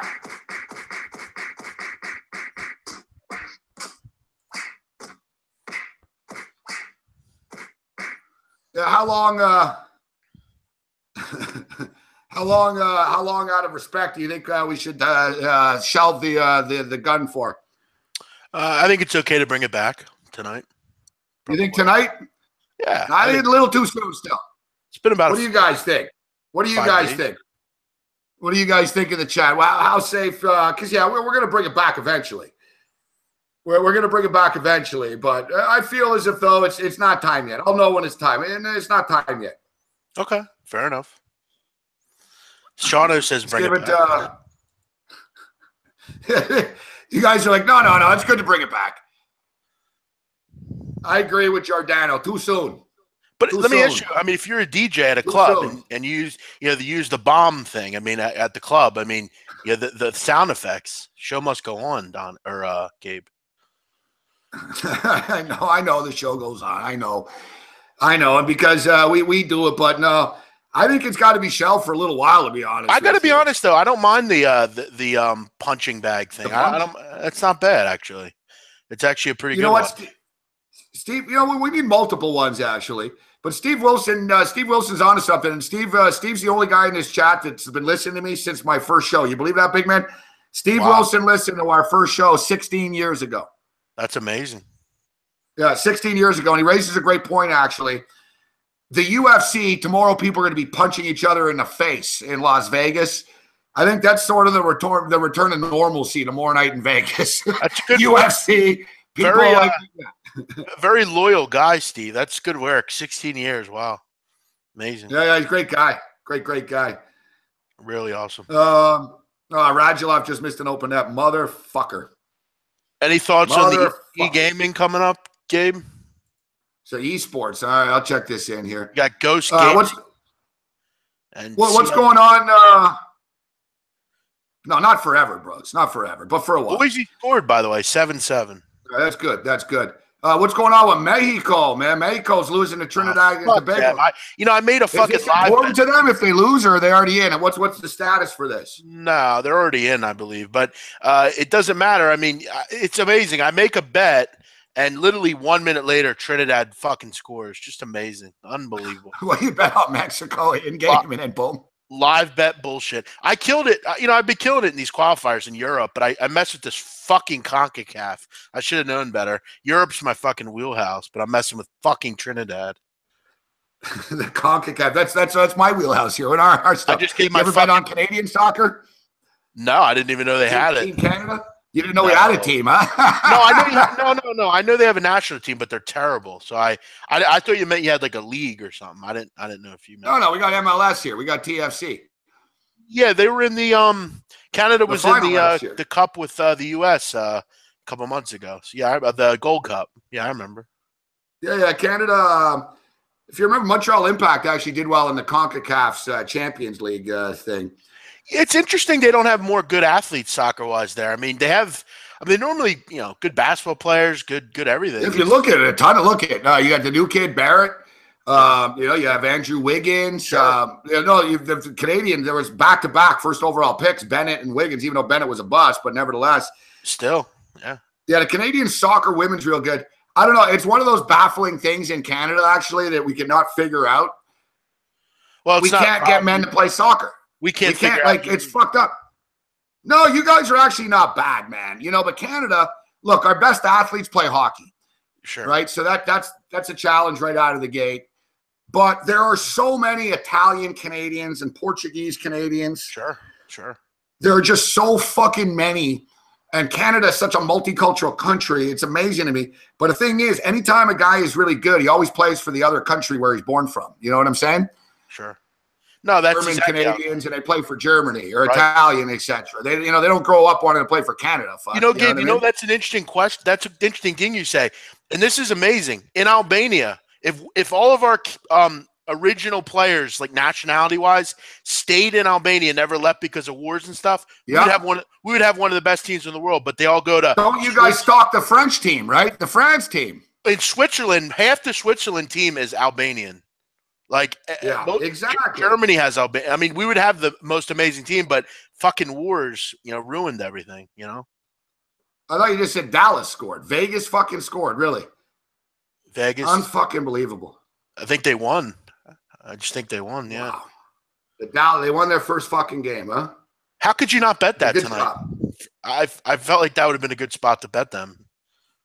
They're not shit. They're a fucking they're an expansion team. Fuck, No, I didn't think the Vegas Magic would work on the road tonight. I thought maybe their first home game. I don't know, Dallas Stars, seriously? Like, how the fuck do you not beat the Vegas Knights? I didn't see the game. I heard that they fucking had a million scoring opportunities. You know how we got fucked in this game, too? It's kind of like a quarterback getting hurt. I know you don't bet a lot of hockey, big man, but the goalie for the Dallas Stars got hurt. Fuck. Ben Bishop, who's a good goalie. And then the backup comes in and we fucking lose the fucking game. Yeesh, that's never good. Dallas had 44 shots on goal. Or 44 shots, I'm sorry. Not on goal. 44 shots. Yeah, 44 shots on goal. Yeah, 40. That's what it is, 44. And how many did Vegas have? 30. Fucking believable. You get 44 shots on fucking goal. What? So I guess Marc-Andre Fleury. Marc-Andre Fleury fucking must have stole it for them here tonight. I believe you're right. Yeah, you should get Kyle Johnson on your show sometime, big man. He's a big soccer guy. He's a long time viewer of ours. Him and I were talking about that, actually. He knows his stuff. Yeah, actually, I wanted to bring something up to him. I don't run the soccer coverage at SBR. Natalie Rodstrom does. When she comes back from her maternity leave, we'll have to make that happen, man. That'd be great. I was thinking, too. I told Cam after, man. There's got to be a place for Cam at SBR somewhere doing some videos. SBR doesn't have a golf guy, right? No golf. You know what? That's Cam's wheelhouse. Fuck, I think he'd be perfect for golf. Yeah, I mean, I'll tell you what. I mean, we over on the right side of campus. I mean, we'd love to get some different guys on that want to talk about whatever. I mean, I used to bet NASCAR, not much anymore, but golf or anything. Yeah. Martin Truex Jr. is the play. I bet NASCAR. Truex Jr. is the play this week. He's only plus 275, but he fucking owns these mile-and-a-half tracks. If you can believe it, I used to bet NASCAR a ton. I know a pretty good amount about it, but I just didn't have much time this year to bet on it. But Pes Brovko says you guys know nothing about soccer. I don't give a fuck about Pes. Who the fuck is Pes Brovko? He's obviously a fucking dick. That's who he is. Fuck off. Is it boot-worthy, this, though? If we kick Pez out, are we just dictators now? Hey, Pez, where are you from, Pez? This will tell me if you know anything about soccer. Go ahead and tell me. Where are you from? Yeah, good call. All right, good point. Good call. Where are you from, Pez? Fucking idiot. I love these people. Why don't you come on, Pez, and give us your soccer plays for tomorrow? We'll see how they go, buddy. No, we're not. You know what? Thing is, we're not even sitting here and saying we know everything. I didn't say it. You know what I mean? We're talking about the damn scores. Yeah, I'm not sure. We're talking about the damn scores here. We know nothing about soccer. How the fuck do you know? Yeah, I'm not sure we've said anything about that, actually. Congratulations. You're from Ukraine. They beat Kosovo today, one of the worst teams in the world. Congratulations. I've never seen him on here before, so I can't comment, but maybe he knows more about us, more than us. Good for you. Hope you're making a ton of money there, Pez. It's not. We're not going to boot him out just because. Yeah, we're not Kim Jong-un, but we're close. Mexico scores. Can we get a late winner here from Mexico? Come on, Mexico. Mexicano, la vida loca. Come on. We got a Seinfeld to Ukraine. Hey, D. Patrick, good to see you, pal. D. Patrick was slamming everyone that bet Memphis earlier. How'd that work out, pal? They won by fucking 80, didn't they? Yeah, I think they won by 75. D. Patrick, what's up, pal? You're on the wrong side with that one. Mexico scored again. No way. Did they score again? I'm seeing goal Mexico. Come on, Kenkel. Don't fuck with me like this. No, there's only one goal Mexico. It's 1-1. Because you just said goal Mexico yet again. Trinidad Tobago are on the attack. All right. Yeah, I'm watching on Bet365 also. Yeah. Good call. So BYU right now, we're right back where we started. The total's 45.5 in-game right now. Boise State are minus 5.5 in-game. Fuck. As long as I split, I can get out of here. I'm holding out hope that Kershaw can just shut these fuckers down and this game stays under here somehow. Losing his Vegas game was a little bit punch in the mouth. It was. I feel like kind of a dick not being on board this Vegas train tonight, but whatever, man. I bet with my head instead of my heart. Sometimes it pays to go with your heart. Gabe, you got to jump on my NBA system.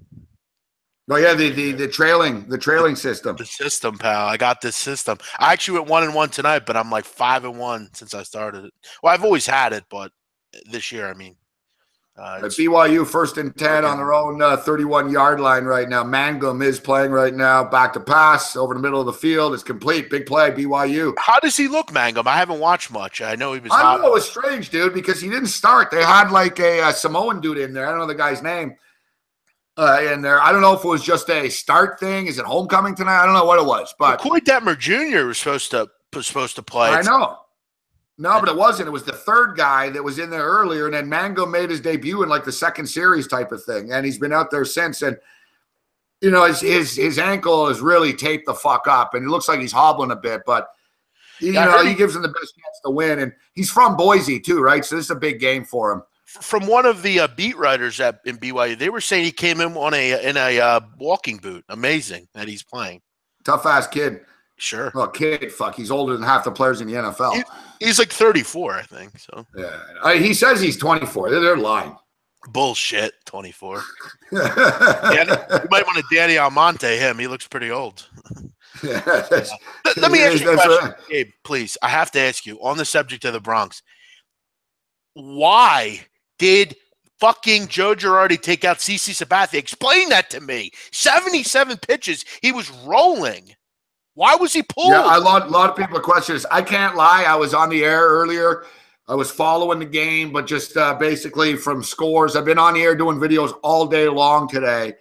So I can't get in Joe Girardi's head on this, but I don't get it if he's only at 73 pitches.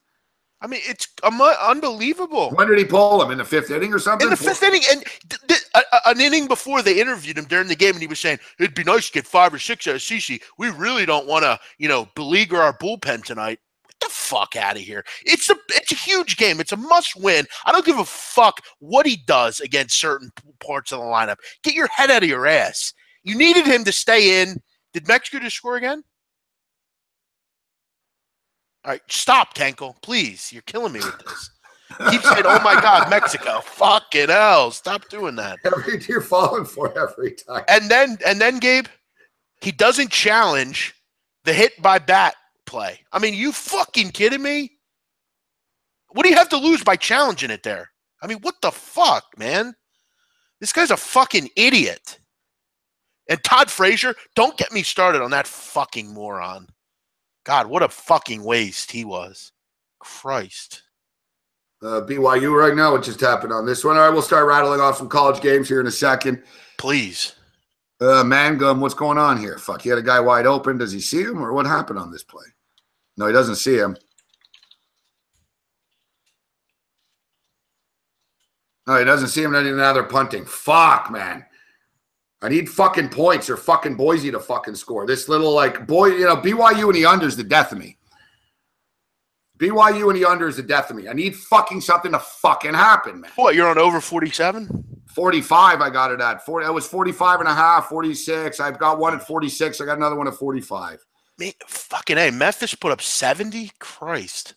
Connecticut is disgraceful on defense. God. Yeah, Memphis' defense ain't fucking very good either. All right, in-game total still 44.5. We're battling, man. We're battling. We're right here. We just need fucking something to fucking happen, motherfuckers. Do something. Anybody. Fuck. Yeah, before we get into college, I did hear your discussion earlier about the Eagles. Yeah, what do you think about this? I don't disagree with what you're saying. Here's the problem that the Eagles are going to have. They've been able to run the football the last 2 weeks against very poor run defenses. The one thing, good, yeah, 3.2 yards a carry. One thing they really do well is stop the run. I think the Eagles are going to have trouble moving the ball, and I think Arizona is going to have trouble moving the ball. Arizona is the worst run offense in the league. Eagles have done a great job against the run, 70 yards a game. I just think it's a low-scoring football game. I don't know if they'll – I wouldn't be surprised to see the Eagles not cover. 6.5 is a shitty number, it seems like. It seems like every time you have a 6.5, it ends up being a 3 or 4 point win. I agree with you. I don't think the Eagles are right for laying 6.5. Will I bet it? No. I think the play is the under. Exactly. The Eagles inside out, exactly. Yeah. And do you trust Doug Peterson laying 7 points? You got to win by a touchdown and it can convert it. Do you trust that? It's hard to trust that. I very rarely ever trust Doug Peterson. I think he's gotten a little love recently just because they've managed to win the football games. But let's be real. They beat the Chargers, who suck, and they beat the Giants, who suck and are winless. So the fact that they're moving the football through the run, I want to see what they do this week. If they can move the ball on the ground this week, look out. But I wonder, can Zach Ertz have a big game due to the good safeties for Arizona? It's just, I think they're going to be a lot. Both teams are going to punt a lot. Because Arizona's injured and shit offensively, but their defense has been balling all year still. They haven't gotten torched once. Mm-hmm. Yeah, I mean, I think it's a 26, I don't know, 24-19. I got 24-23-ish. We're in the same ballpark. Yeah, I'm hoping 24-23. It's a little more lower scoring, so the under comes in. But I think under. I might even wait. I think it can go up a little bit. I just think both teams are going to have struggles moving the ball. I think we see I will say this though, Gabe. This is important. Carson Palmer gets sacked more than anyone in the league. Their offensive line is an absolute mess. I don't know. I know the Eagles don't have Fletcher Cox, but Derek Barnett, Vinny Curry, Brandon Graham, they can get to the quarterback. Might be a long day for him, but we'll see. The Eagles have been weird. They look great against the Chiefs and barely beat the Chargers. So you're right. I don't trust him laying points. No, that's good. No, it is. Like I said, I think the total is a little low. Actually, I think it's actually going to get there. I think it'll creep just over the number. Yeah, it's interesting. Here's what I wanted to get to here actually with Larry Fitzgerald.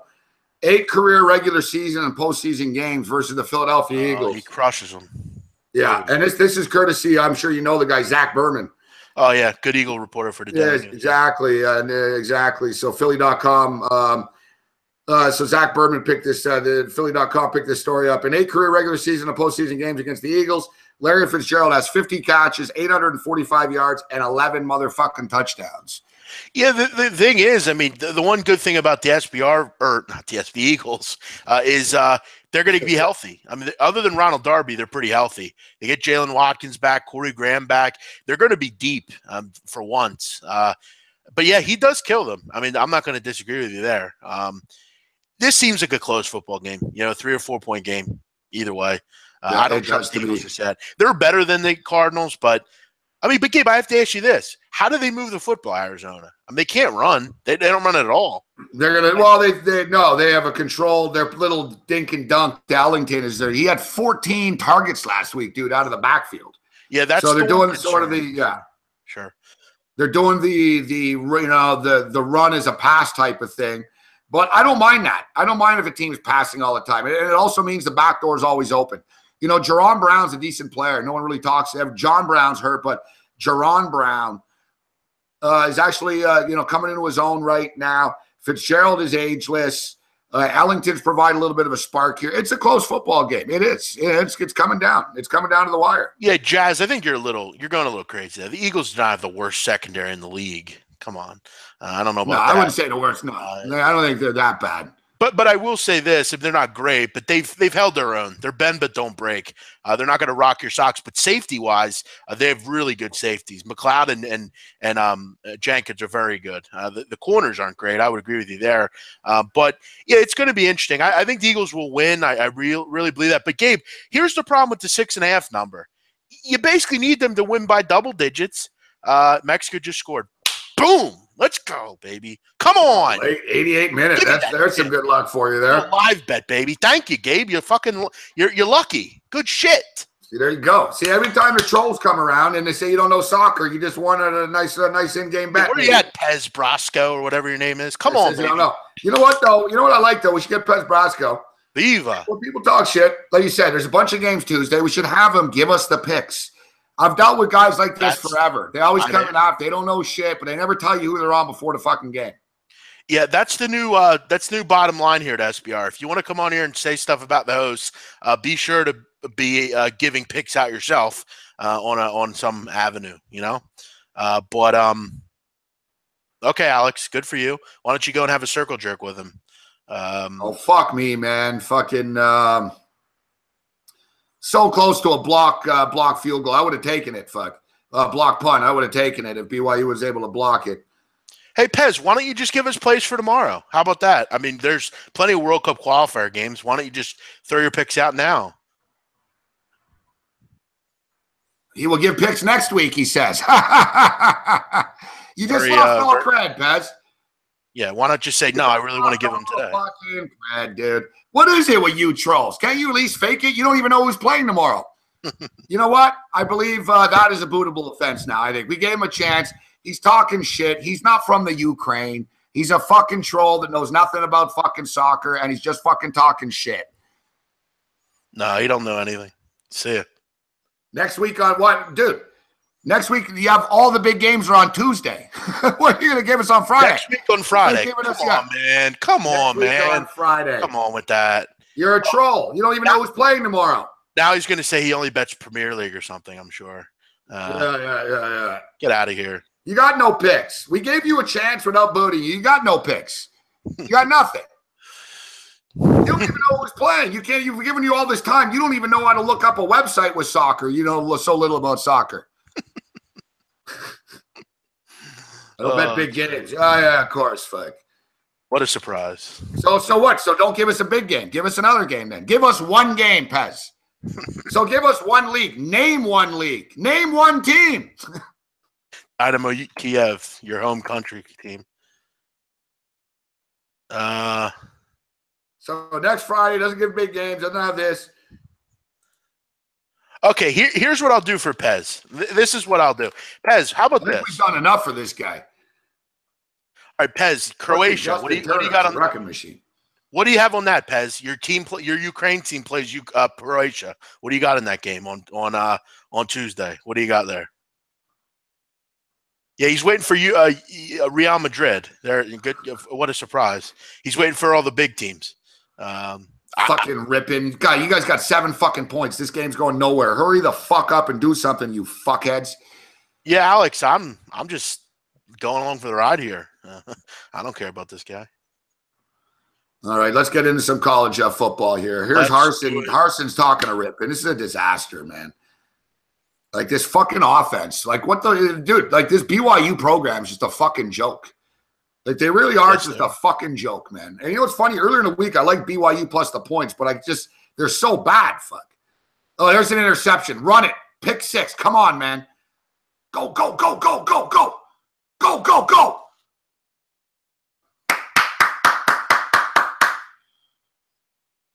Interesting, Gabe. Wanted to point this out for anyone interested. Not a pick 6, but he returned it to like the BYU 20-yard line. It was a nice little he did as good as he could do.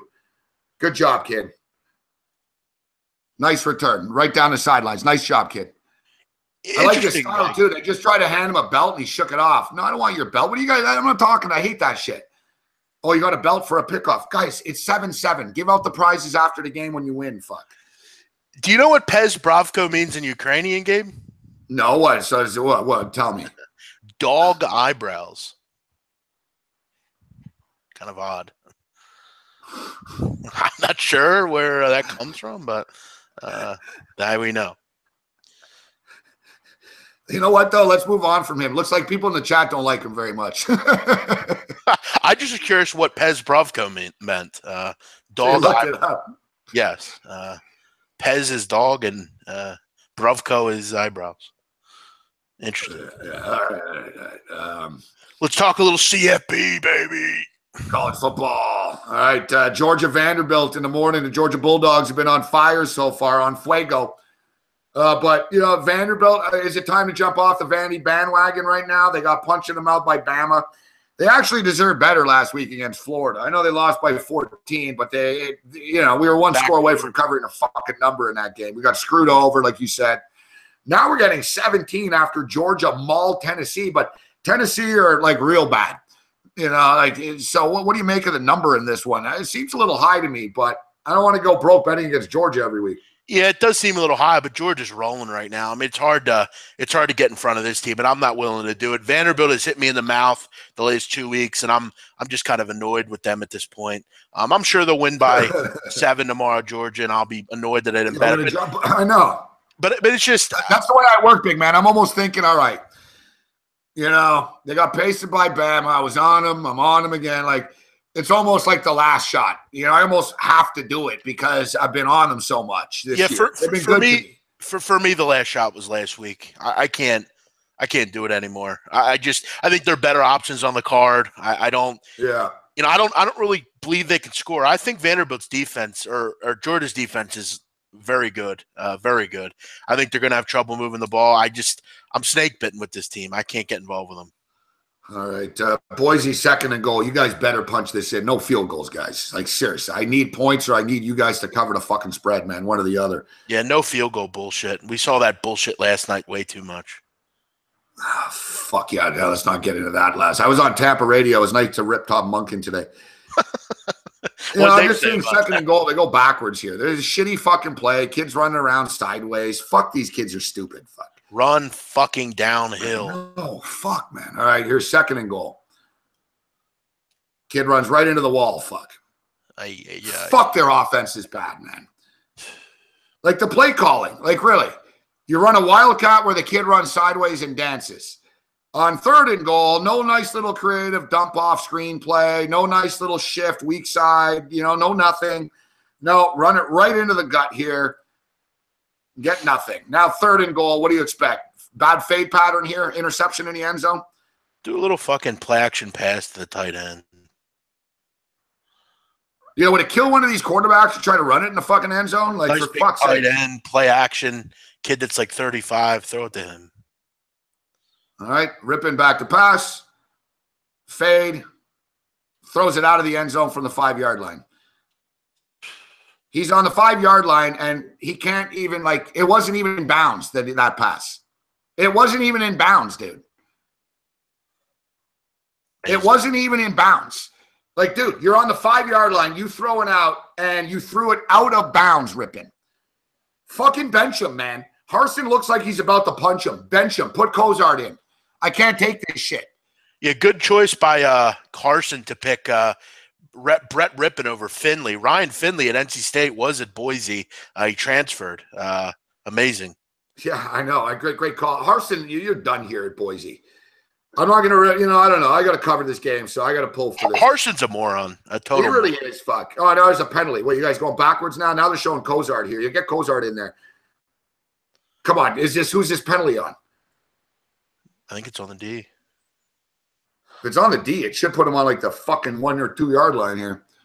Harsin looks disgusted, but he should be disgusted with himself. The thing is, dude, I was going to say Harsin was a decent coach at Arkansas State. Yeah. That's Arkansas State. I was going to say he doesn't belong in a big-time program. Boise's not even that big of a program. You're in the Mountain West, Chuck. Gabe, like you called it. The guy's been in one Mountain West fucking conference championship game. I've said it time and time again with this team. They fucking suck. They're the favorites every year in this conference. They never fucking win anything. They're overrated. They're not any good. Last year they had Spurback and McNichols, and they had a decent little team, but they're not any good. Sorry. Move on. I'm sick. They haven't been any good for years. They had 1 or 2 good years, and all of a sudden we talk about Boise State every fucking year. They're fucking teams in Idaho. Who gives a fuck about Boise State? They stink. In game total 41.5 right now. Fuck me. Boise are now minus 5.5, but on the plus side, things are slowing down in this baseball game right now. Still 4-0. We're into the 3rd inning. Clayton Kershaw's dealing. All right, we got Wake Forest. I'll rattle off games, and then you stop me if you like one type of thing, or I'll specifically if I want to talk about. Who's this guy, maker of odds? What's his problem? I don't know. I can't look in the chat all the time. What's this guy's deal? Oh, nice. Maker of odds, you're spewing useless info. No, shut the fuck up. Then leave. Maker of odds. Very simple. In fact, you know what? Tom Marino's a man. What do you want, maker of odds? Tom Marino's not a troll, fuck. He just has an opinion on everything. You seem like the troll master of odds. And listen, it's not my first week here anymore, big man. I've never seen master of odds before. Have you?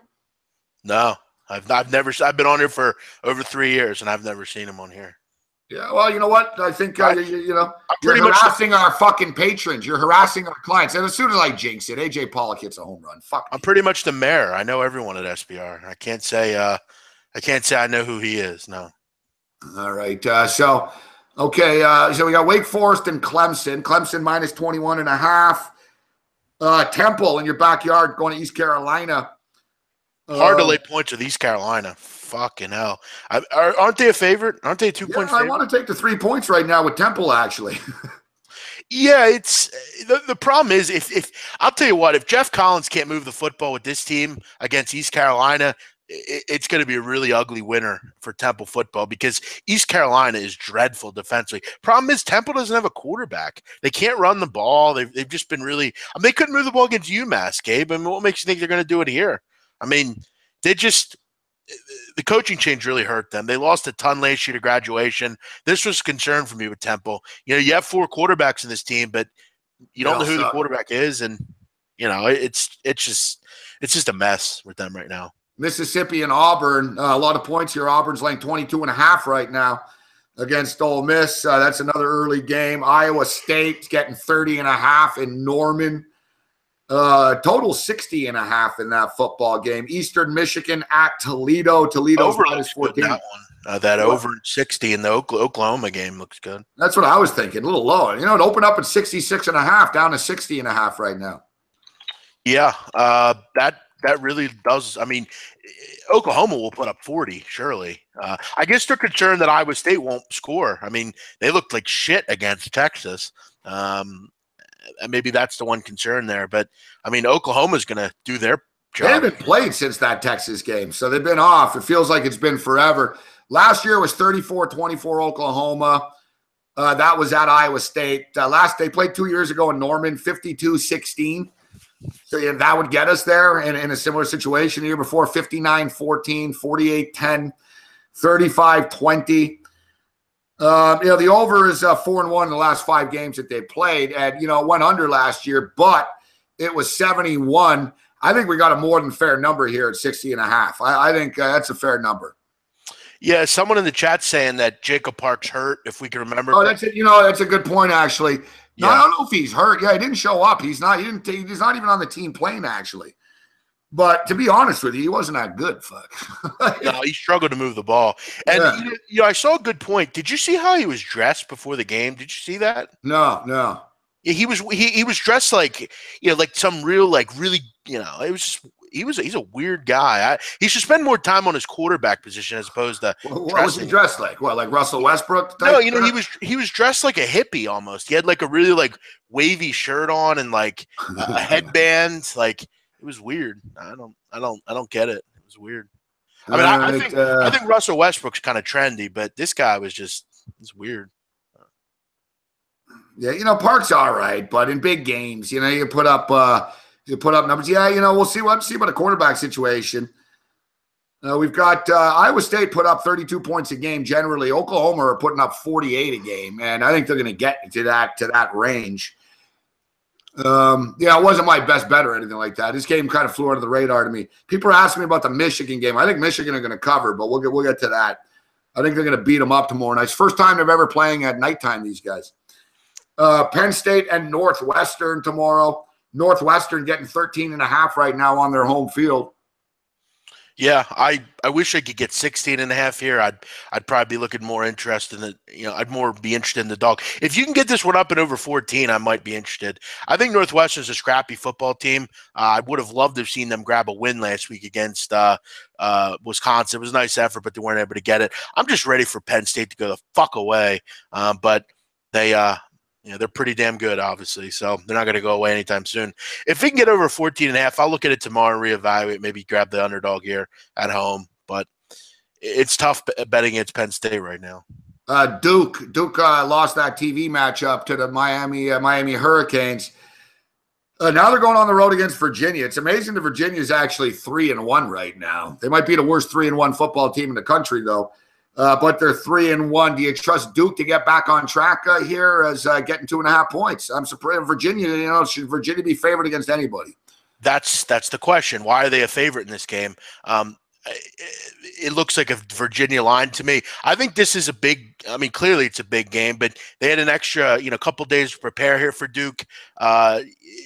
I'm kind of high on Virginia. I think they're better than I thought they'd be. And I think this is one of those games, Gabe, where this is going to be really good atmosphere in Charlottesville. It's a big game for once. This football team's actually decent for once. You got to try to win these fringe games if you want to go bowling. And at 3-1, this is a Virginia line to me. Duke is a team that they really struggled last week. If they can't run their tempo and be what they want to be, they're not very good, frankly. I kind of like the under in a way, but it looks like a Virginia line to me. I wouldn't be betting Duke. I'm not betting Duke here. All right, we've got Texas Tech, Kansas, Central Michigan at Ohio. Pittsburgh at Syracuse. Syracuse -3 at home. You and I talked earlier in the year, and you and I used to we like to pick on Syracuse a little bit. We wondered about the numbers that they were laying on their home field. But then with that being stated, I jumped on the Cuse plus the points against NC State, and we just squeezed it out, man. We squeezed it out right there. Now we get Pitt rolling into Syracuse here. What do you make of this football game? Last year was 76-61, this game. It was the highest scoring game I've probably ever seen. That's what catches my eye here. I'm seeing totals in the 64 range. How do we not bet the over? Yeah, but that was my thought pattern. But, Syracuse has kind of been low scoring this year. It's been interesting. I mean, 4 out of the 5 games have gone under. I feel like the numbers are just a little too high, and the problem with them is they're settling for too many field goals. They're not punching it in. Look at all their games, Gabe. I mean, they're staying way under. Yeah, good point. You know what they are, because there are a lot of high numbers, though, right? Sure. Right. It's not like they're look, last week 33-25, so 58. I mean, all their numbers have been in the LSU game got to 61. Yeah. Central Michigan game got to 58. So they're just sort of falling right short of the posted numbers. Like the NC State game, the total was 61.5.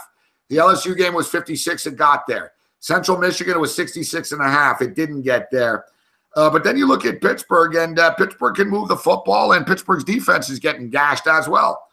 Yeah, and they finally moved the ball last week against Rice. I mean, we can't lie and act like Syracuse is anything good on the defensive side either. I think this shootout at this number, it's fair. I mean, it's not in the 70s. 64 is a decent total. I'd go over, sure. I think it gets there in the dome. I'm going to be playing the over this game, 12:30 Eastern. Monroe, Texas State, Bowling Green, and Miami. Kent State, Northern Illinois, Florida National at Middle Tennessee, Western Michigan, and Buffalo's homecoming for Buffalo tomorrow. I watch the Buffalo news all the time, and better than Ezra's playing tomorrow, guys. If you're in the Buffalo area, that's the big homecoming party. Ball State and Akron. All right, now let's get to a fun football game here. The Miami Hurricanes and the Florida State Seminoles. It's funny, I was on Tampa radio today, and I somewhat surprised him by telling him I'm going to take Florida State at home in this spot. Jimbo Fisher's never lost to the Miami Hurricanes.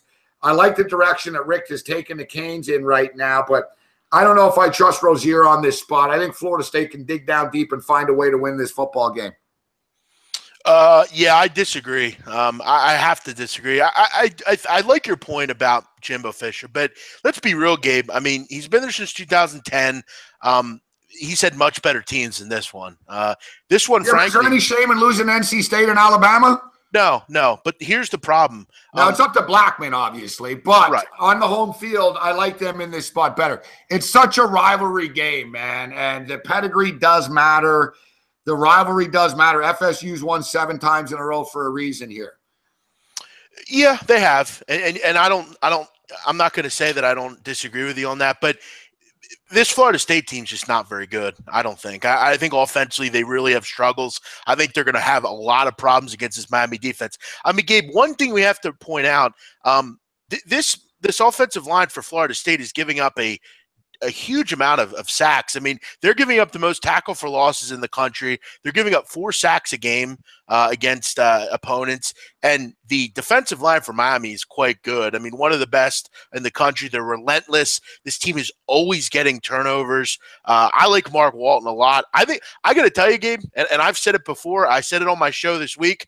I think Miami's a very good football team, and I think they're going to beat Clemson in the ACC championship game. I'm pretty bold, and I'm gonna come out and say that I think this team is pretty damn good. I think Malik Rozier's growing up in front of our eyes. Walton's a guy no one talks about. Defensively, they are really solid. I wish Brad Kaya would have stayed around. This team would be really, really good if he would have stayed. But Rozier's been good. TD Boise touchdown. Oh, no shit. I was just going to check in on this. Fucking right. Oh, yeah, that's good. That opened shit up a bit. Needed that. There you go, Rippin. You get a little confidence going here. See, I told you guys, Rippin's a stud. Yeah, and Gabe, also, I mean, I just, Blackman, I'm just not. I know. It's not going to get any easier. Can you understand where I'm going with this? First off, remember like last week, we jumped on Duke. Duke weren't quite at that level yet. You got to prove it to us. It was one thing for Miami to go there and beat them. They played Toledo okay. You've beaten Duke okay. This is fucking big. I know that FSU isn't FSU, but at the same point in time, it's sort of like the Florida Gators to me. And I like the Gators in this game too. I'm sure you're going to like LSU. So I like the Gators. I respect the home field. I respect the pedigree of the rivalry as well. I can't get in the way of the fact that Jimbo Fisher's never lost to the Miami Hurricanes before. I can't get out of the way of the dominance. 43-7 at home. He's 14-3 straight up the last 17 games versus undefeated teams. 7-1 against the spread at home. You go on and on. Oh yeah, Florida State's 5-0 straight up and against the spread. The last 5 times they got points against the Miami Hurricanes. I can't trust the Canes laying points on the road here. This isn't Duke. Another concern you have, actually, I think you're overvaluing Florida State. Florida State's not very good. I mean, offensively, they have a lot of trouble. We don't know. We don't know this. No, they grinded out the win against. They grinded out the win. Look, NC State's a good team. They lost 27-21. NC State. They lost to Alabama. They probably should have lost. They're losing the fucking Troys of the world here. But Wake, they should have lost to Wake though last week. Also, I mean, they really, Wake just wasn't as good athletically as they were. Miami is, and Gabe, I don't disagree. Like Florida State's got great athletes. I'm not gonna knock there, but you also have to also point out that there's no real upperclassmen on this team offensively. I mean, they have no skill position players. Both running backs are young freshmen. I mean, their quarterback just had trouble moving the football. I think it's a low-scoring game. I think we can agree with that, can't we? A low-scoring game for sure. That's kind of some interest for me here. All right, so we'll have some fun with this one tomorrow. I'm sticking to my guns. Hey, you got me on that Ole Miss game 2 weeks ago or so. Remember? Yeah, Ole Miss and Cal. Yeah. No, I'm sticking to my guns on this one. Okay, so Notre Dame and North Carolina laying 14.5 on the road, total 63 in this game, and Notre Dame's a good football team. Yeah, watch yourself there with Wimbush. He's a game time decision. Oh, I'm staying away from this game. I don't want any part of it. Okay. Yeah. No, I'm saying, but Notre Dame's a better football team than people think they are. Yeah, I agree. I think they're gonna have to start to catch. And I don't even like the Irish. You know what I mean? I'm not a big Notre Dame guy, but I warned people last week. I think I warned you about that Miami shit with Miami of Ohio, Notre Dame flat spot. Everyone, it's like it's a fucking MAC team. I'm telling you, Brian Kelly's on the hot seat. He can't let up. He's going to beat the shit out of anybody he can beat the shit out of, man. I'm telling you guys. And I'm not saying they're going to beat the shit out of North Carolina in this spot. North Carolina are not very good. I think Notre Dame probably do roll them. But North Carolina is like the Walking Dead right now. They have a ton of injuries right now. And defensively, they're a mess. You might be onto something there. I'm going to pass, though. New Mexico State's at App State. They're getting 13 there. I kind of like New Mexico State in that game. This New Mexico State team is pretty undervalued, man. They've gotten a lot better. Offensively, they're really good. They can move the ball. Remember, I learned a lot, man. I think we watched that game together, the Arizona State game. Remember early in the year? I believe so, yeah. Yeah, they were getting 20 fucking free. They nearly beat him and shit, man. Yeah, they got a really good running back. Their team can move the football all of a sudden. I mean, that might worry App State there a little bit. App State has trouble moving the ball at times. App State's a little overrated too. Yeah, 13.5 is a lot of points, especially it's for not on my radar. To be honest with you guys, I haven't focused in. I was sort of saving it for big man. I've been in NFL mode. Super contest getting more important as each week goes. Yeah. Nothing really caught my eye early. I don't like forcing shit. I do like that Syracuse Pitt game to go over the number. I might take a shot with New Mexico State plus 410 on the money line, maybe. And I'm going to play the Cuse actually too. I'm going to lay the field goal here. Pitt just find ways of losing games. I'm not a big coach. I'm not a big fan of their coach, dude. Sure, I agree. I'd rather have the home team in that game. But I'm going to take the Seminoles in that football game. All right, let's get to some of the bigger games. We got West Virginia at TCU. TCU quietly 4-0 right now, straight up. They're 13-point favorites against West Virginia. Do you think West Virginia can hang around with these guys? Yeah, I do. I like Will Greer a lot. I thought he was an outside Heisman candidate. A former Florida Gator. And one thing about Ken Hill is, too, you and I talk about him. We're not big fans of him. When you don't think he's going to play well, he plays well. And then if you fucking trust him, he won't play well, right? He's one of those guys. Am I right about that? That is exactly right. He is so inconsistent. It's not even funny. They haven't played for a while. They're off that big win against Oklahoma State. I think it was the last time they played. Right, yeah. I think West Virginia is a team that here's the problem, though. West Virginia, they're back to being really bad defensively. They had a year or two where they were putting like Carl Joseph and stuff in the Rasul Douglas. They're putting them into the league, but they're back to being shitty again. Tony Gibson's team here on the defensive side, they're back to being bad again defensively. So sounds like an over to me, man. I mean, we got West Virginia scoring 48 points a game. They're giving up 25. We got TCU scoring 47, giving up 18. Sounds like an over and an underdog play to me. Let's trade touchdowns all night long. Yeah, the only concern is that TCU just runs the ball a little bit more than we might think. It's a high total, but it's not in the 70s. So, yeah, West Virginia is going to make anyone look good on offense. So, I agree with you there. Texas Christian at home, averaging 59 points a game, giving up 18. West Virginia on the road. I like the over here. I'm not scared off by the 67.5. He's been 12 games. And this is the time of the year, big man. Week 5, week 6. This is when you bet the overs before the bad weather kicks in. Yeah. Can you beat a team like, Oklahoma State and West Virginia back to back? I'm not sure. I'm not sure if TCU's for real in defense. If they get beat for real tomorrow, then I'll believe in them. It's like that Texas Tech Oklahoma State game last week. Yeah. I like getting the points when both defenses suck and they're trading points. Why not get the points, It's common sense, sure. Yeah. All right. So Air Force and Navy, a little military matchup here. The Middies are laying 7.5 in this football game. Yeah, I've said it before. The only time I'm looking to back Air Force is at home in an adverse weather condition or something like that. They don't really have any advantage in this game. This isn't a good Falcon team either. We've seen it. No, they got fucked up by the Lobos. They give up 56 to the Lobos. Navy won't let up either. There's always that respect for military schools, so they don't respect each other. No, they want to. They want to beat the shit out of Air Force if they can. Sure. No, they're going to definitely do that. And they're starting to run the offense better and better every week. They're getting people back healthy. They always win by double digits. I mean, that's just what Navy does. Yeah, let's look at them. So, you know what? It's a revenge spot, too. Air Force beat them 28-14 last year. The year before, Navy. Looks like it's actually a home-dominated it's been a home-dominated series. Home team has won holy fuck. The home team has won, dude. 6 years in a row. Yeah, Navy's 17-7 against the spread over the last 24 matchups. So, I mean, they've owned Air Force. I mean, the Air Force Academy is you look at Air Force, dude.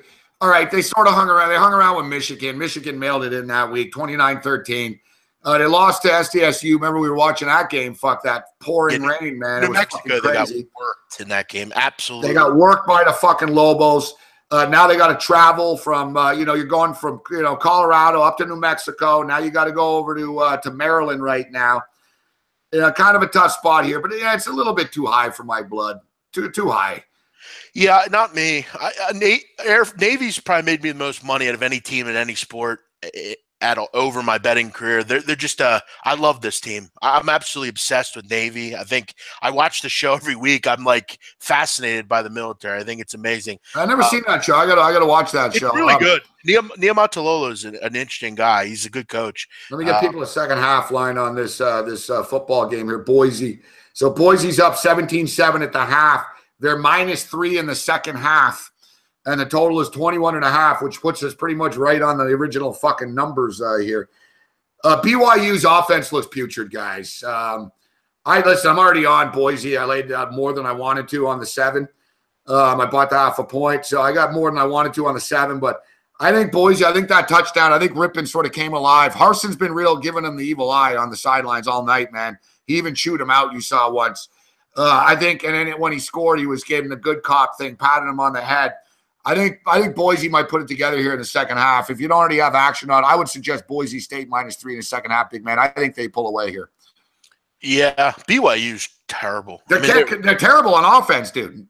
Yeah, no. Mango's been around forever, but he's not very good. Yeah, right. That's the thing. Eddie's hobbled, I mean, as well. Yeah, he's hobbled. Okay, so always fun talking college football with you. We're only in the 3:30 here. All right, what do you think of this one, man, with LSU and the Florida Gators? Say what you will, man. The Gators just keep on finding ways of getting it done. It's a tough fucking place to win. And, to me, LSU's done. I don't think Oregon can save this thing. I know Geis is expected to play here, but Florida just keep getting underestimated. It's fucking 2 points on their home field. I think they find a way to win this football game. I got to give credit to McElwain, and I don't mind Frank's a quarterback. I always thought he was my favorite one out of Del Rio, Zaire, and Frank. I think Frank's is the best one, actually. So I think the Gators are going to do it, and I think Oregon's in a lot of fucking trouble. Yeah, last week I had Troy. It was such a hand ride. I loved it. It was absolutely beautiful. Easy winner. You talk about a guy, Gabe, Donnie Wright said hates Ed Orgeron. Absolutely hates him. Do you know what his record is against winning teams? And you know what his record is in the SEC? I don't even want to guess. It's like 4-32. Remember when he was at Ole Miss? He was terrible. And he hasn't won anything here. And another, you know what it is too with LSU, and I'm sure there's people in the chat, Florida's offense sucks, blah, blah, well, whatever. One of these teams is 3-1, and one of them's not. And another thing is, I don't like picking on these college quarterbacks, but the quarterback for LSU, they always have bad quarterbacks, but Etling's fucking terrible, dude. He was bad at Purdue, he's bad at LSU, and Ed Oregon's a fucking idiot that he keeps rolling this kid out there. No, he was bad at Purdue also, if you remember. So let me get this. You're bad in the Big Ten, but you're going to be successful in the SEC? Yeah, he was a Purdue reject, and all of a sudden, let's put him down at an SEC school. The only thing good about Ed Orgeron, Gabe, is have you ever heard him talk? Oh, I love the accent. He's a likable guy, isn't he?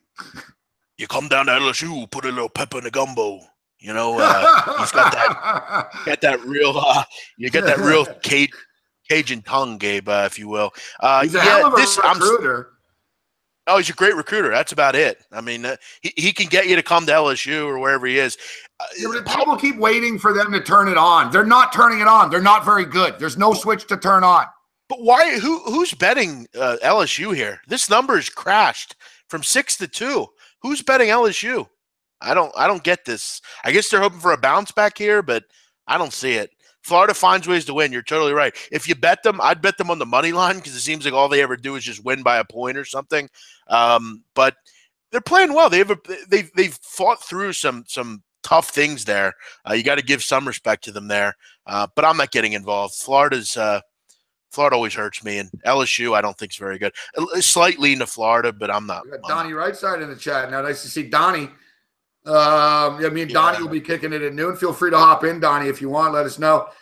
Man, the chat's moving fast, big man. I'd love to hear Donnie come in and talk about Ed Orgeron. He hates Ed Orgeron. You want to join in on the Ed Orgeron bash fest? And hey, Sooner Lisa's in the house. Nice to see Sooner Lisa. What's she think about a lot of viewers here tonight. Nice shit. 171 people watching live right now. The late night anger management class continues to grow. Lisa, we need a prediction. What do you got on Iowa State? What do you got on the score there? All right, hold on, Kyle. Wait. What's going on here? Let's give me a second here. We got to get caught up in the chat here. Some people need to go, evidently. Who's talking shit? Get rid of Maker of Odds. All right, you're just causing trouble here. Yeah, this chat is... Yeah, who's going to fucking lightning bet? How about you lightning get kicked the fuck out of here, you fucking dumbass? Get the fuck out of here. There's a little moderation for you.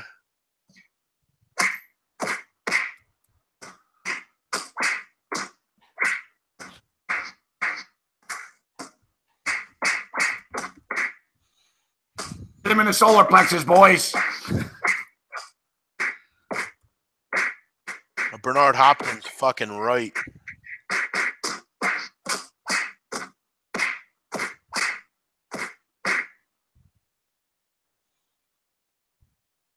You're a fucking idiot. You're gone. Now. Like I said, our bouncers,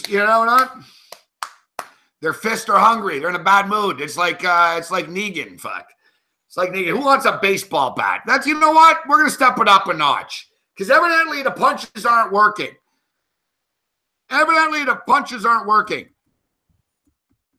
Baseball bat, Two-Face. Hit him with a bat. Knock him all over the fucking block. That's what we should do. Hit him with a fucking bat. You know what we should do, Gabe? Here it is. Here it is. Get the fuck out of here.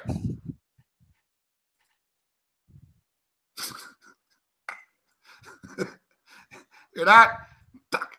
It's the back of your head. Oh, I hear it. I hear the little sound effect. Yeah. That's pretty weak. I need an aluminum bat. I need an Louisville Slugger. I need an aluminum bat. Here we go. Fuck. And then the fucking, yeah.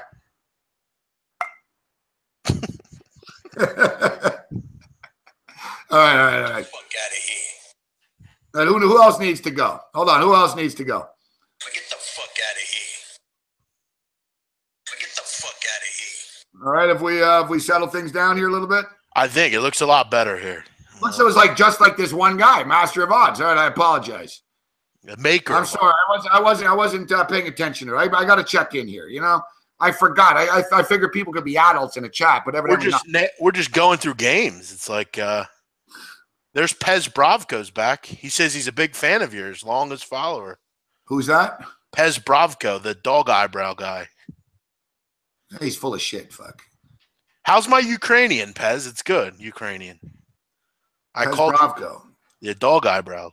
He probably is one of our longest followers, which means he's full of shit. And he's not from the Ukraine and he knows nothing about soccer. It's actually Cam Stewart, I think. It's Pavis Bravko.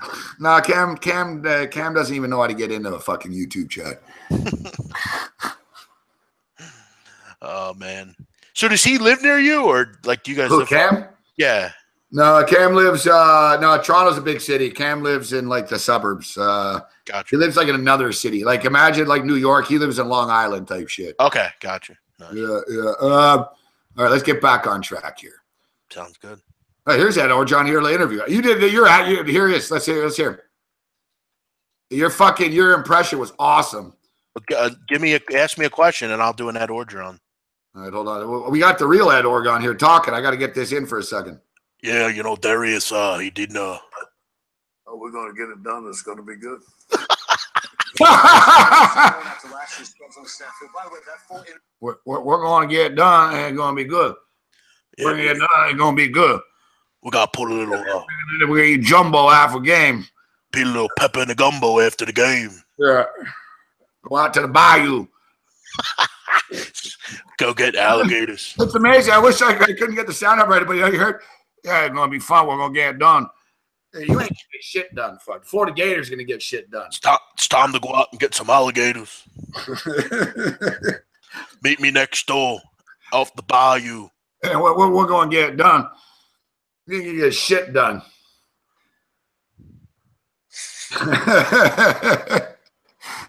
It's just great. It's going to be a lot of fun. We won't get it done.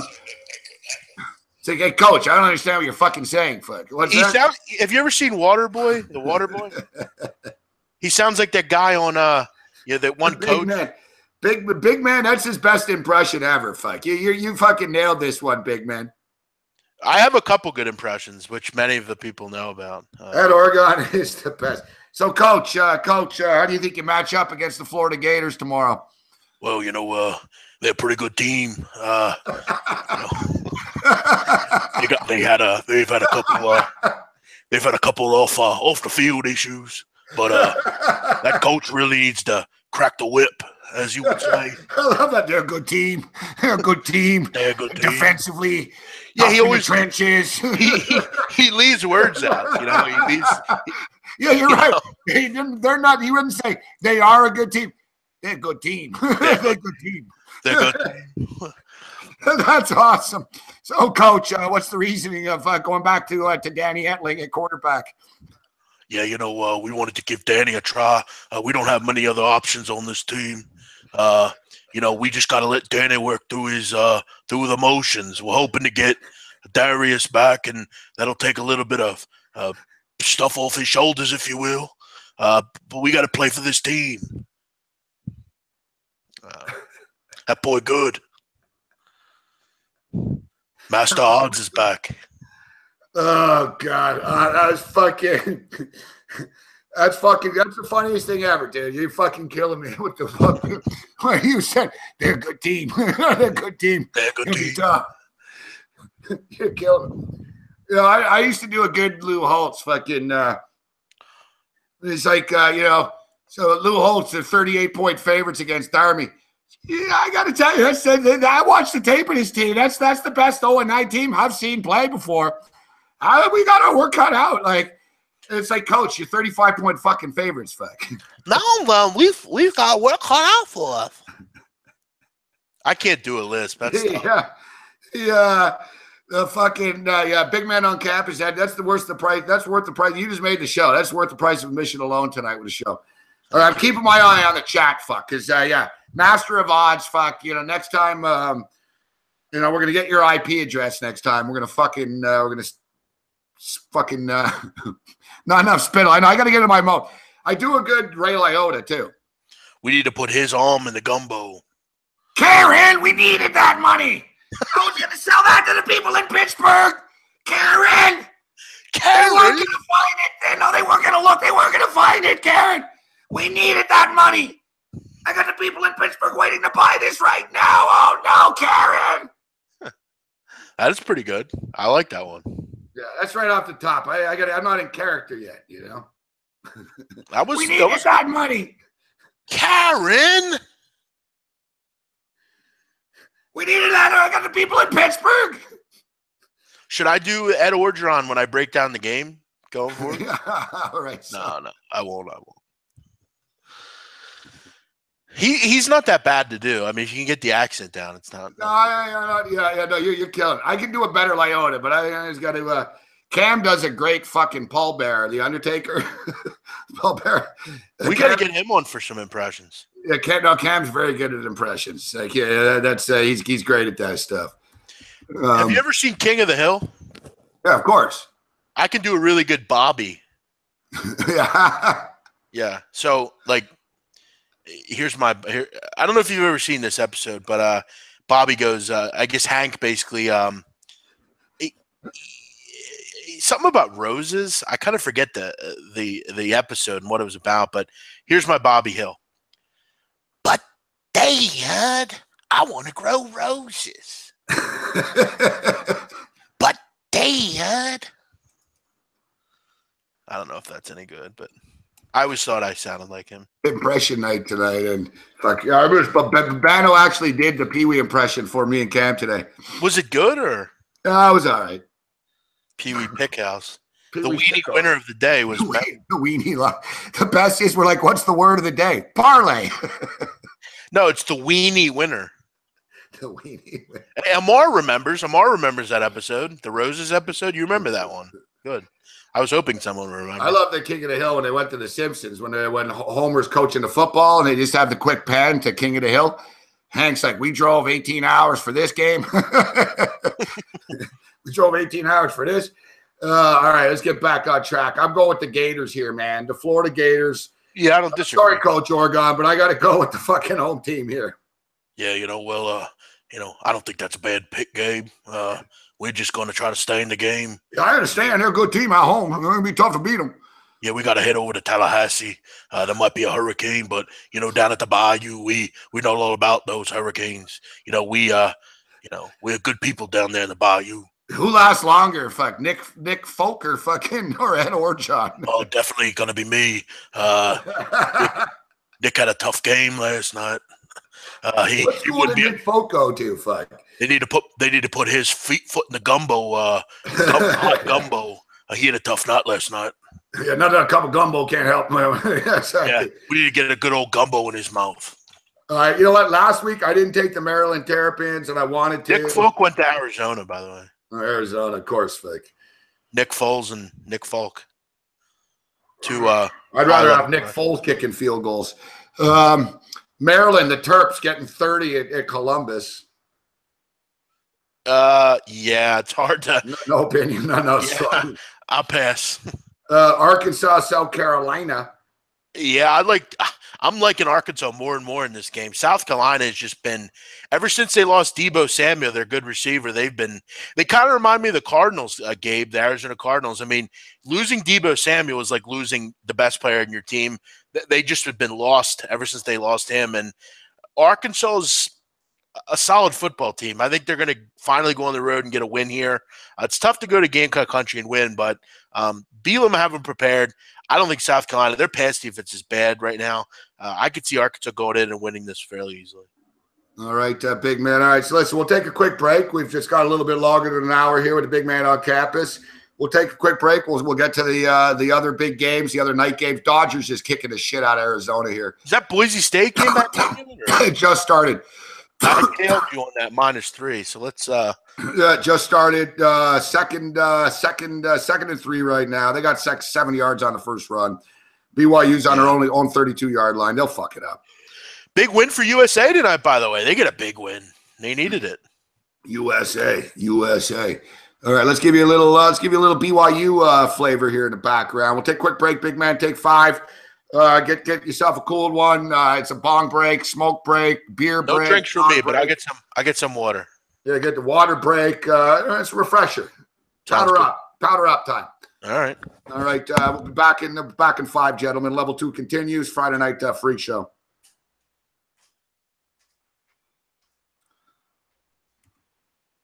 These fucking streaming sites, though. Every time I try to change the volume or turn it up or down, like it fucking knocks me out. Ads pop up. On the play. Ty Detmer told us yesterday we weren't going to see much of that. I'm surprised we haven't seen some run pass options off the zone read. The fact that Tanner Mangum doesn't have the ability to run with the football, keep that defense honest on the backside, going to help a quarterback that can't run the RPOs, the bubbles, as well as the slant game. Haven't seen that yet in this game.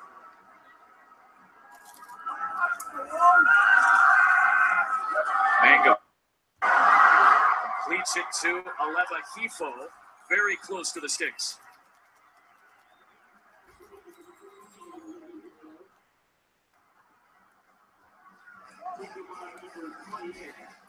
Good enough for a first down. Nice throw by Tanner Mangum. From the far hash all the way out to the numbers. Easy pitch and catch. A timing throw. We were talking coming out of the half, Adam. It's an important opening drive for BYU. Felt like in that second quarter, Boise State had seized all the momentum. A nice start for the Cougars.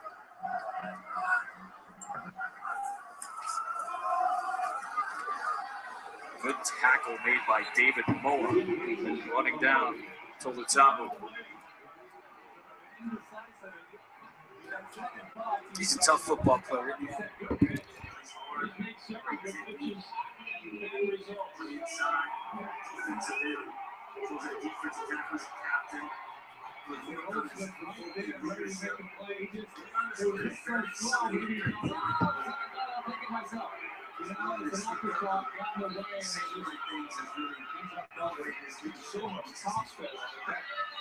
Second bounce just shot right past Gottlieb.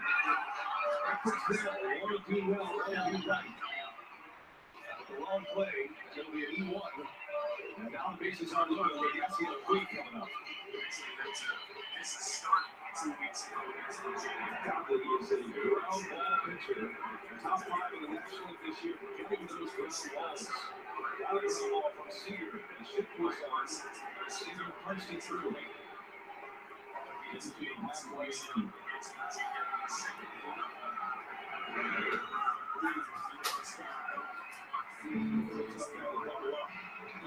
It's a tough call here. You can't afford to give up any more runs. Halfway may not be far enough if you want to cut the runner off. The guy on deck might have as much to do with the infield configuration as anything. Anderson was struck out twice.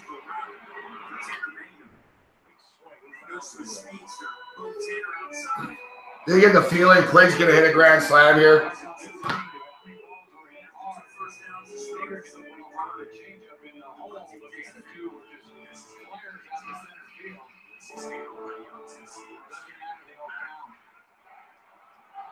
Dodgers, 2 RBIs from Seager and Turner. Bases loaded for Yasiel Puig, who drove it around with a single in the first.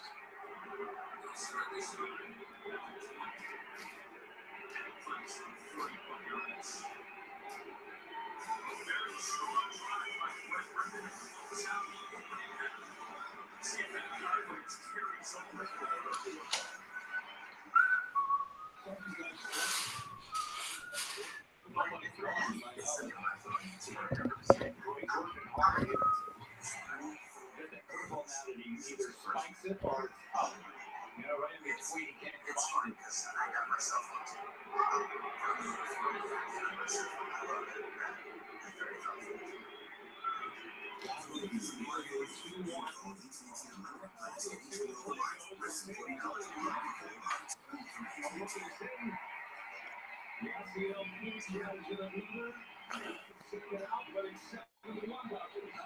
why I don't like that halfway in defense, because they didn't get anything of what they wanted. They didn't get the double play. They weren't able to pick the rubber off the play. I think it was cut off anyway if they were in, because he hit the lucky hit to me. The ball just slammed it to the ground. We'll never know. We'll never know if this would have been out or not at the plate.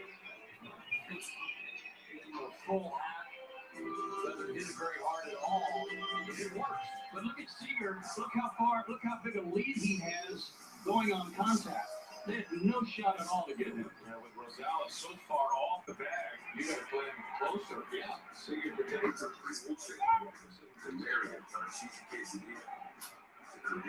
3 runs are in for the Dodgers. Another throw number on the board for LA. Scoring 4 in the first. Granderson is over 2 with a couple of Ks.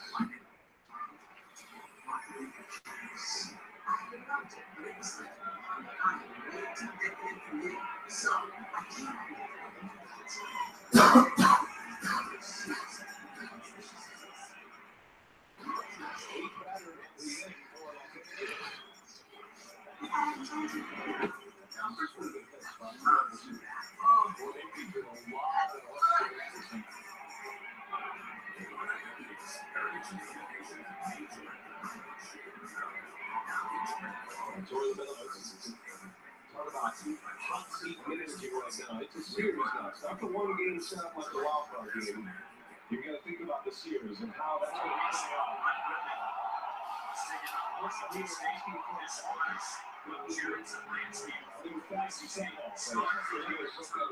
Tremendous reaction by Gavin. Do that. Granderson.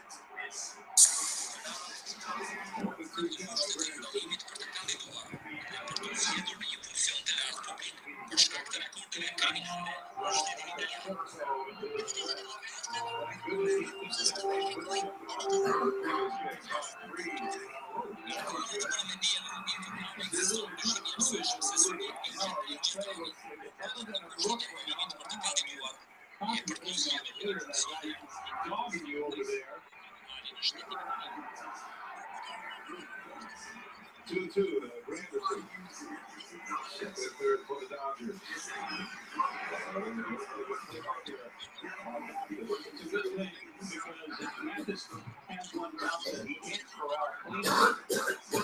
Rosales coming so far out there that Turner's halfway home on every pitch. He can score easily. We'll take as much as Rosales is off the bat. For this one. Trying to cover that hole with Granderson. 7-1 Los Angeles. Top 5 hitters in the Dodgers batting order on point here tonight in Game 1.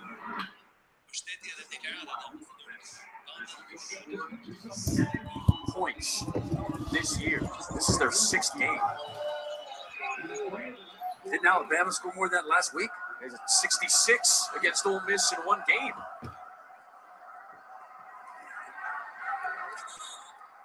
Red Warner on the stop of Wolpen. Fuck off.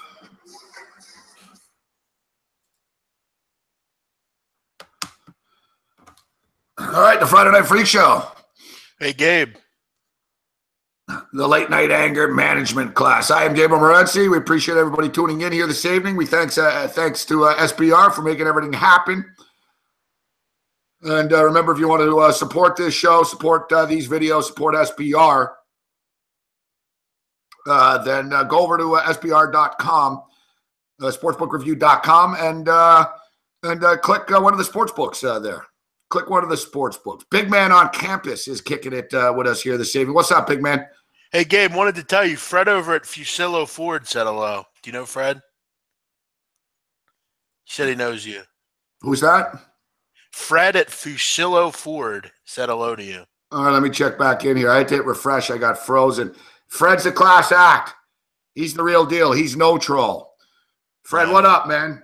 What up, man? Good guy. Yeah, Fusillo. Yeah, Fusillo's big car dealership. He's a car guy down there in Buffalo, Western New York, man. Good call, yep. If you guys are looking for a deal for a car, go up there to Buffalo. Everything's cheaper up there. This is real random, but huge.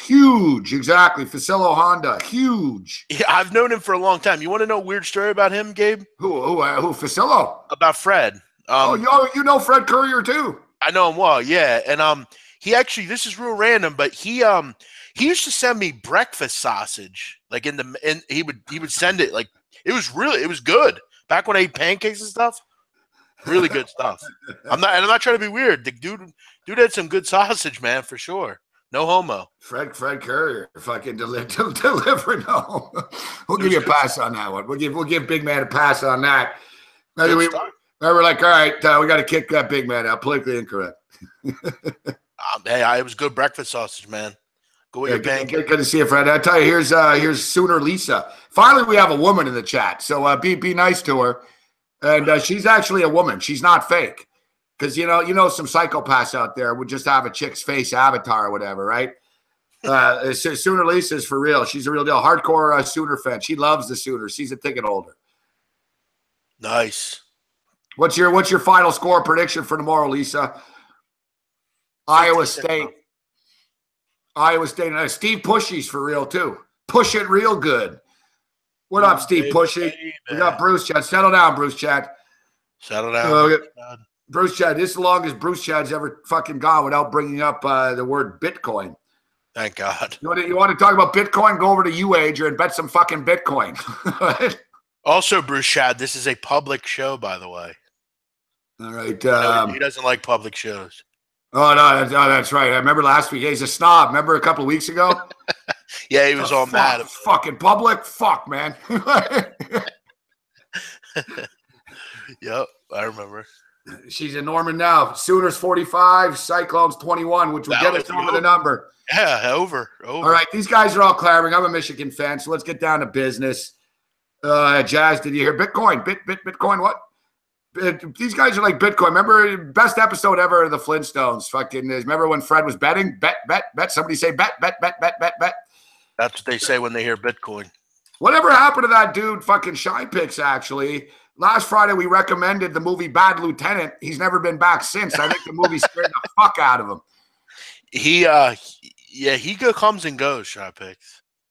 He gets pissed off about our politics sometimes. Yeah, he doesn't like. He's a big Trump guy. He's been blocked a couple of times by me, but then he asked me to unblock him, and I unblock him. I've known him for many years, man. He's a nice guy. He just gets a little. I like him. No, I like him. I'm curious on his opinion on the movie.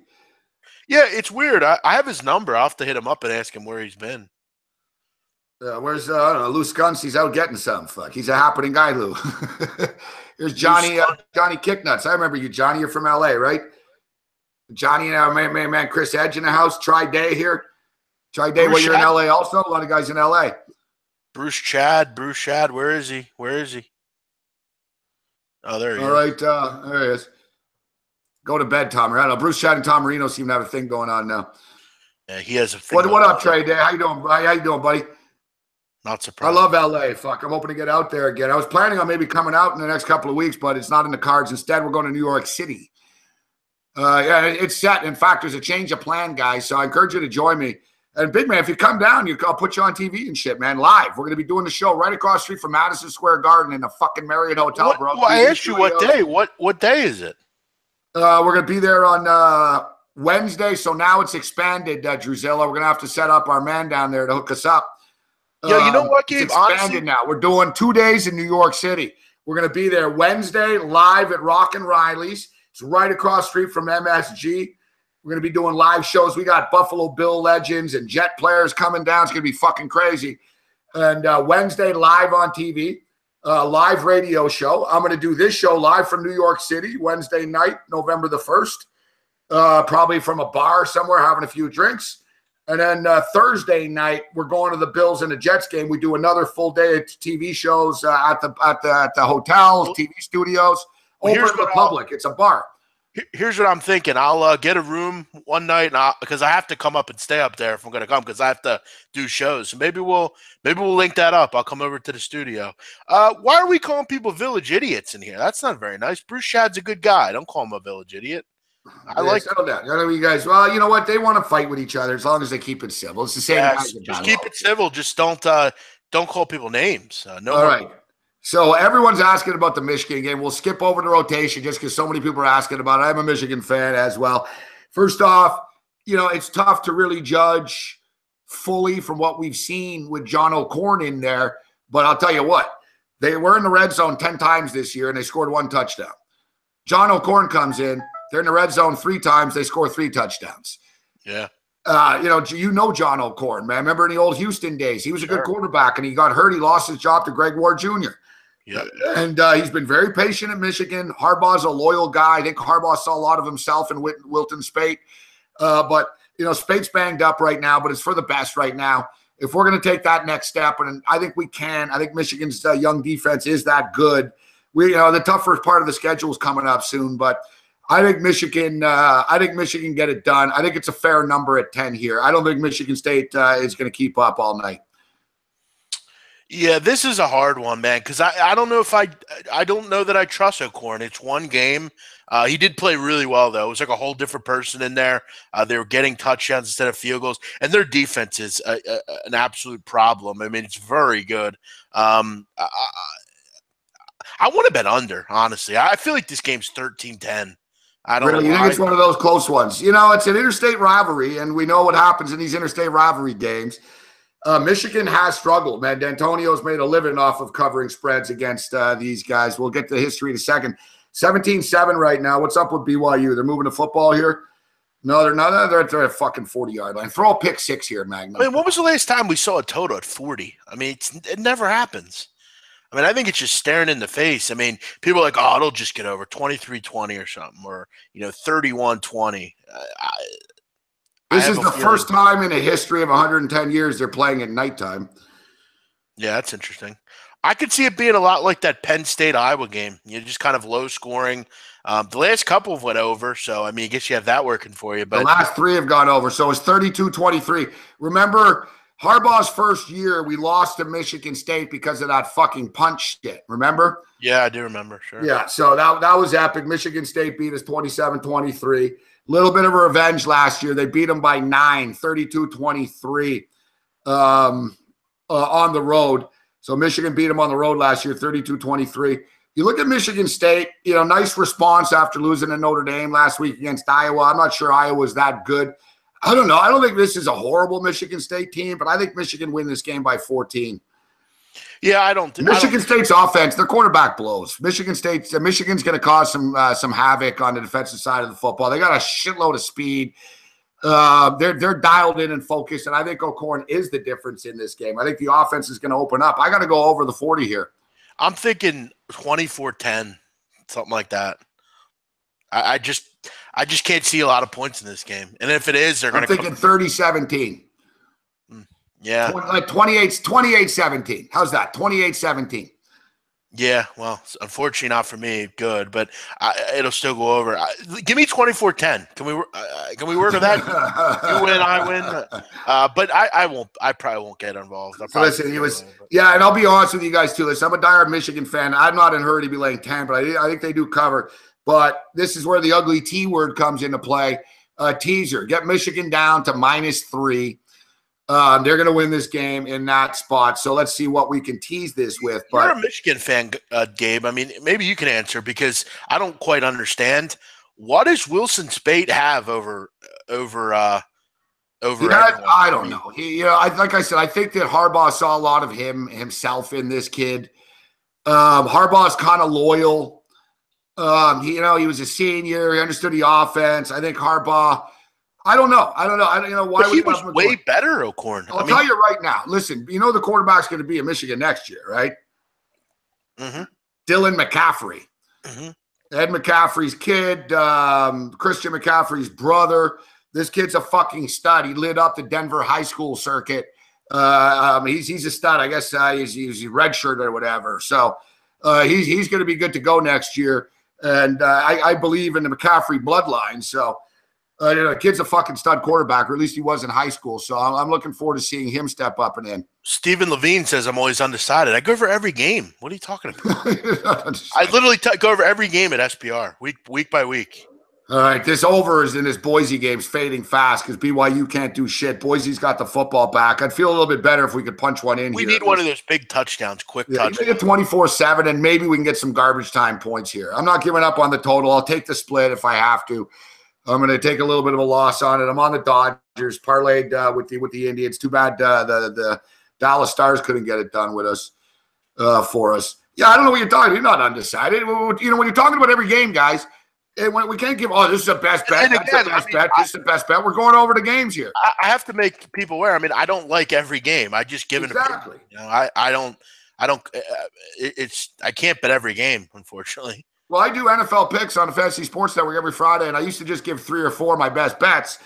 And then it was just people asking all the time in the message boards. And then, why don't you just give picks? You didn't give a pick for the Giant game. You didn't give a pick for that game. So now I just give fucking picks, and it hurts my fucking record because I got to give picks to all these games. It's tough for me on TV. I can't say, I don't like it. I'm getting paid to do a TV show. Fuck. I got to fucking, I can't pull a Ted Savransky every day. Oh, wow. Yeah. I got to go. I got to go. I got to see that. I don't watch it. All right, so we skipped over. Hey, okay, here's another big game here. 8 o'clock, same time as the Michigan game. Michigan State's at 7:30. Washington State, we're in your wheelhouse right now. Yeah, buddy. Washington State, and what about I'm going to go with Wazoo again. I'm not buying into the fucking letdown factor here. I can't take the Oregon Ducks with Burmeister, a third-string kid quarterback. Yeah, I mean, there's possibly a possibility that Taylor Alley will play the second-string quarterback, but yeah, I mean, I think Oregon for Washington State, Oregon's a team that can't stop anyone. Washington State's now it's not just about getting past USC, Gabe. It's about going and winning something big time here. Maybe if they can run the table, they're going to have a chance to go to the college football playoff or do something big. Oregon's not good offensively. They'll be up for this game. It's a big, it's a good atmosphere in Alton, but you're right. A lot of injuries, not just to the quarterback. Charles Nelson's injured. Royce Freeman's hobbled. Defensively, they haven't improved. Dude, we got a better quarterback. Yeah, and we got a better defense.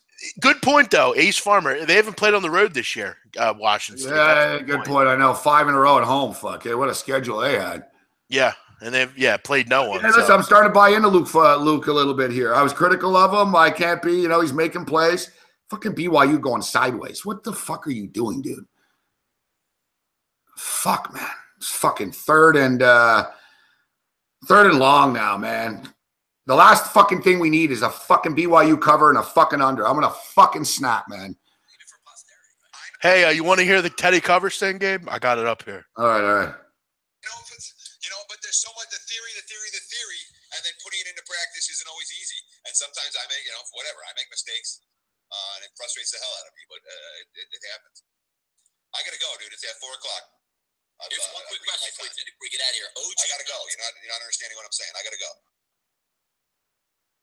Okay. See ya. No, I mean, thank you. Okay. Have a good night. No, I thought we're done at 4, so I don't want to be. Sorry, I was just wrapping it up one quick. And sign out, but I got another minute, but I mean, I can't. I don't want to get into the game. I want to do sign off now. Yeah, it was quick. It was just saying what was the better play in NC State money line or Buccaneers money line. What's the better play? Oh, that's a good question. I have no opinion on either game. I don't know. There you go, Teddy with the I don't know. Thanks for tuning into the club.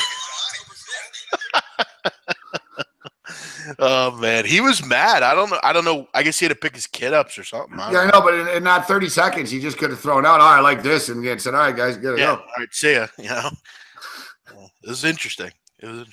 Donnie took it well. He's like, all right, see ya. He did. All right.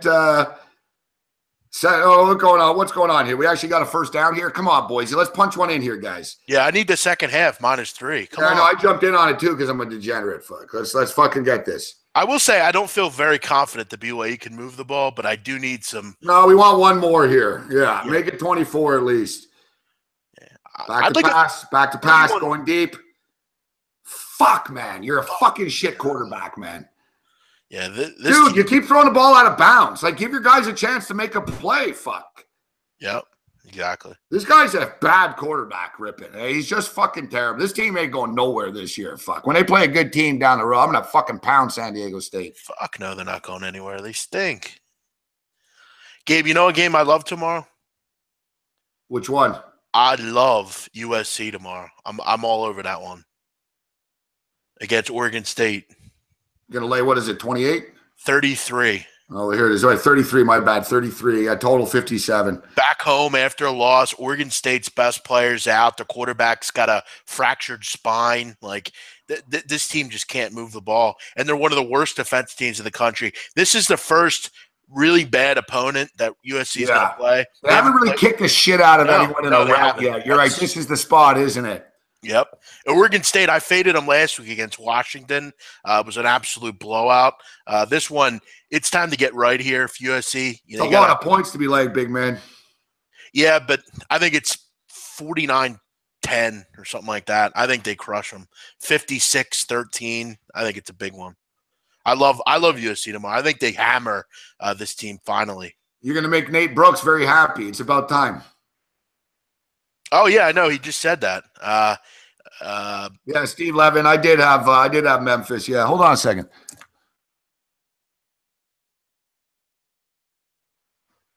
I wouldn't say they're bums. You guys were talking to your Michigan fan. Let's go blue. Got the little starter jacket on. I like it. Old school starter. Yeah, speaking of jackets, I'm going to pull one out myself. Hold on a second. Old school starter here. Go blue. You know what? I just got this jacket back. I was at my ex-girlfriend's house for a couple of years. It's too big for me, though. That's the problem. It's actually not a starter jacket. It's one of those, this is from Stephen Barry's. This jacket costs like fucking $6 or something. It's fucking flammable. It's like a Chinese fucking fireworks factory, though. Still believe in my very flammable. Yeah, I was on Memphis. All right, what's going on here? All right, Boise's moving the ball. It's slow. It's deliberate. It's taking longer than I like, but they're moving the ball. We'll take it. So we haven't had shit in the second half here, have we? There's been no points. When we got to 24, I was like, fuck, the total's 45, and, I got a 45. We got a puncher's chance here. I don't know if there could be fucking 3 more touchdowns in this game. If Rippin could hit a fucking pass, he's got open guys on every fucking damn play, but he fucking overthrows them all the time. Or he throws it out of bounds. They're to the point where, all right, let's just run the ball, and it's working. Big run. I don't know what happened. There's a nice 15-yard run right now. We got some momentum here. I think we could punch it in here.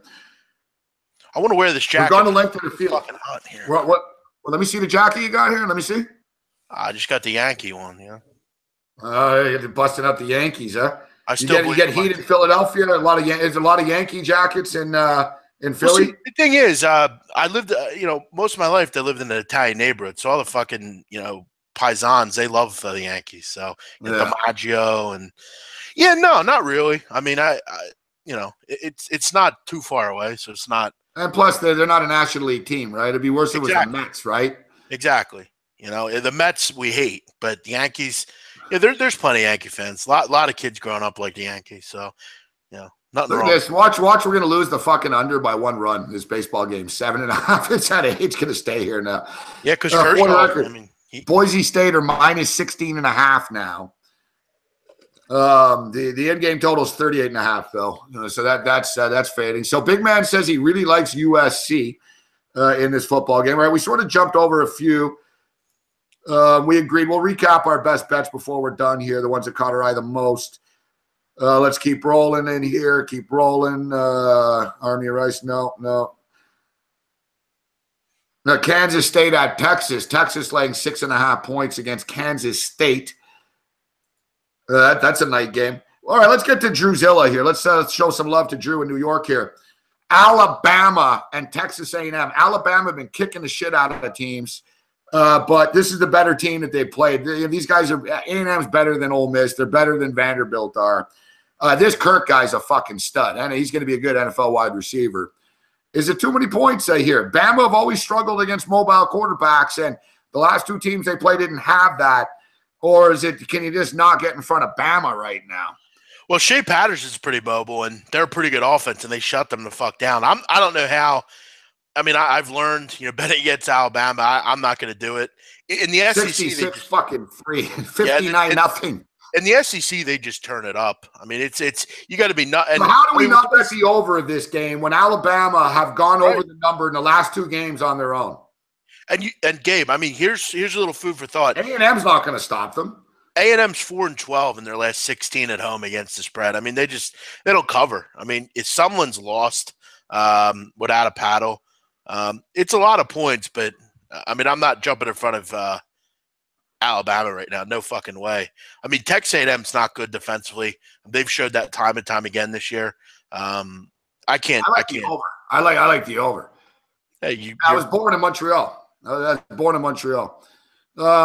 Yeah, I like the over in this game. Seriously, and Bama have always been a big over to me because people think, their defense is so great, and they don't realize their offense. But like I said, the last two games, look, the total in the Vanderbilt game was fucking 42 for fuck's sakes. All right, yeah. So the total was 42. They won 59-0. The total was 55.5 against Mississippi. They won 66-3. Now let's look at Texas A&M and the pointage they've given up here. Arkansas put up 43 on them. We all remember what UCLA did on them. So when they play a competent offense, they're going to give up a boatload of points. I mean, Alabama's going to get into the 40s here, and I don't think A&M's going to be completely shut down. You need A&M to score 14. If A&M could score 14. even 40 fucking 17 gets us there. Yeah, no, I think you're on the money with that. Sure. I like the over here. I'm jumping in on the over in this one at 55. Way too low. I'm going over the number. Yeah, I think A&M's defense is fucking putrid. I think this is like a 44-13, 44-17, something like that. Yeah. Give us a fucking touchdown, man. Fuck, they're going into the fourth. Yeah, touchdown. 3rd and 4. Touchdowns. I saw everyone like with their hands. I thought Boise were celebrating a touchdown. They're just doing their stupid fourth quarter shit. They're all jumping up and down. You guys are only up by 10. Fuck. I hate this shit. Fuck. Everyone calm down. Fuck. Yeah, they Settle need to down, boys. Settle down. That's what I tell them. Settle down there, Bruce Shad. All right. Yeah, I'm going over the number here. I like it. I'm going over the number in Alabama and Alabama. They're going to fucking get into the fucking 40s here. Like it. They're going to get into the 40s. High 40s. They might get into the 50s. 52. And I think A&M can score a bit. You're right. You know what I could see? Fucking 49-21. That sounds about right. 49-21, 49-17. Yep. I like it. All right, we got Mizzou and Kentucky. Pass. All right, we got Mizzou and Kentucky's laying 9. Fuck, I don't know my fucking charger, man. I have a good charger. It's the actual computer now. Fucking Apple, man. Seriously. Like, my charger's plugged in and now it's charged. Fuck, I hate you, fucking Steve Jobs. They're always trying to get you to buy new chargers. I already bought one. Now it's the outlet, evidently, man. Yeah, what's bullshit, man? What's Pee Wee's Playhouse on tomorrow? What are they? Is he here? No, he's not. He's too cool. Fuck. Probably out getting drunk. Are you kidding me? Who says here comes the field goal? They're still they're still in between, man. Settle down, guys.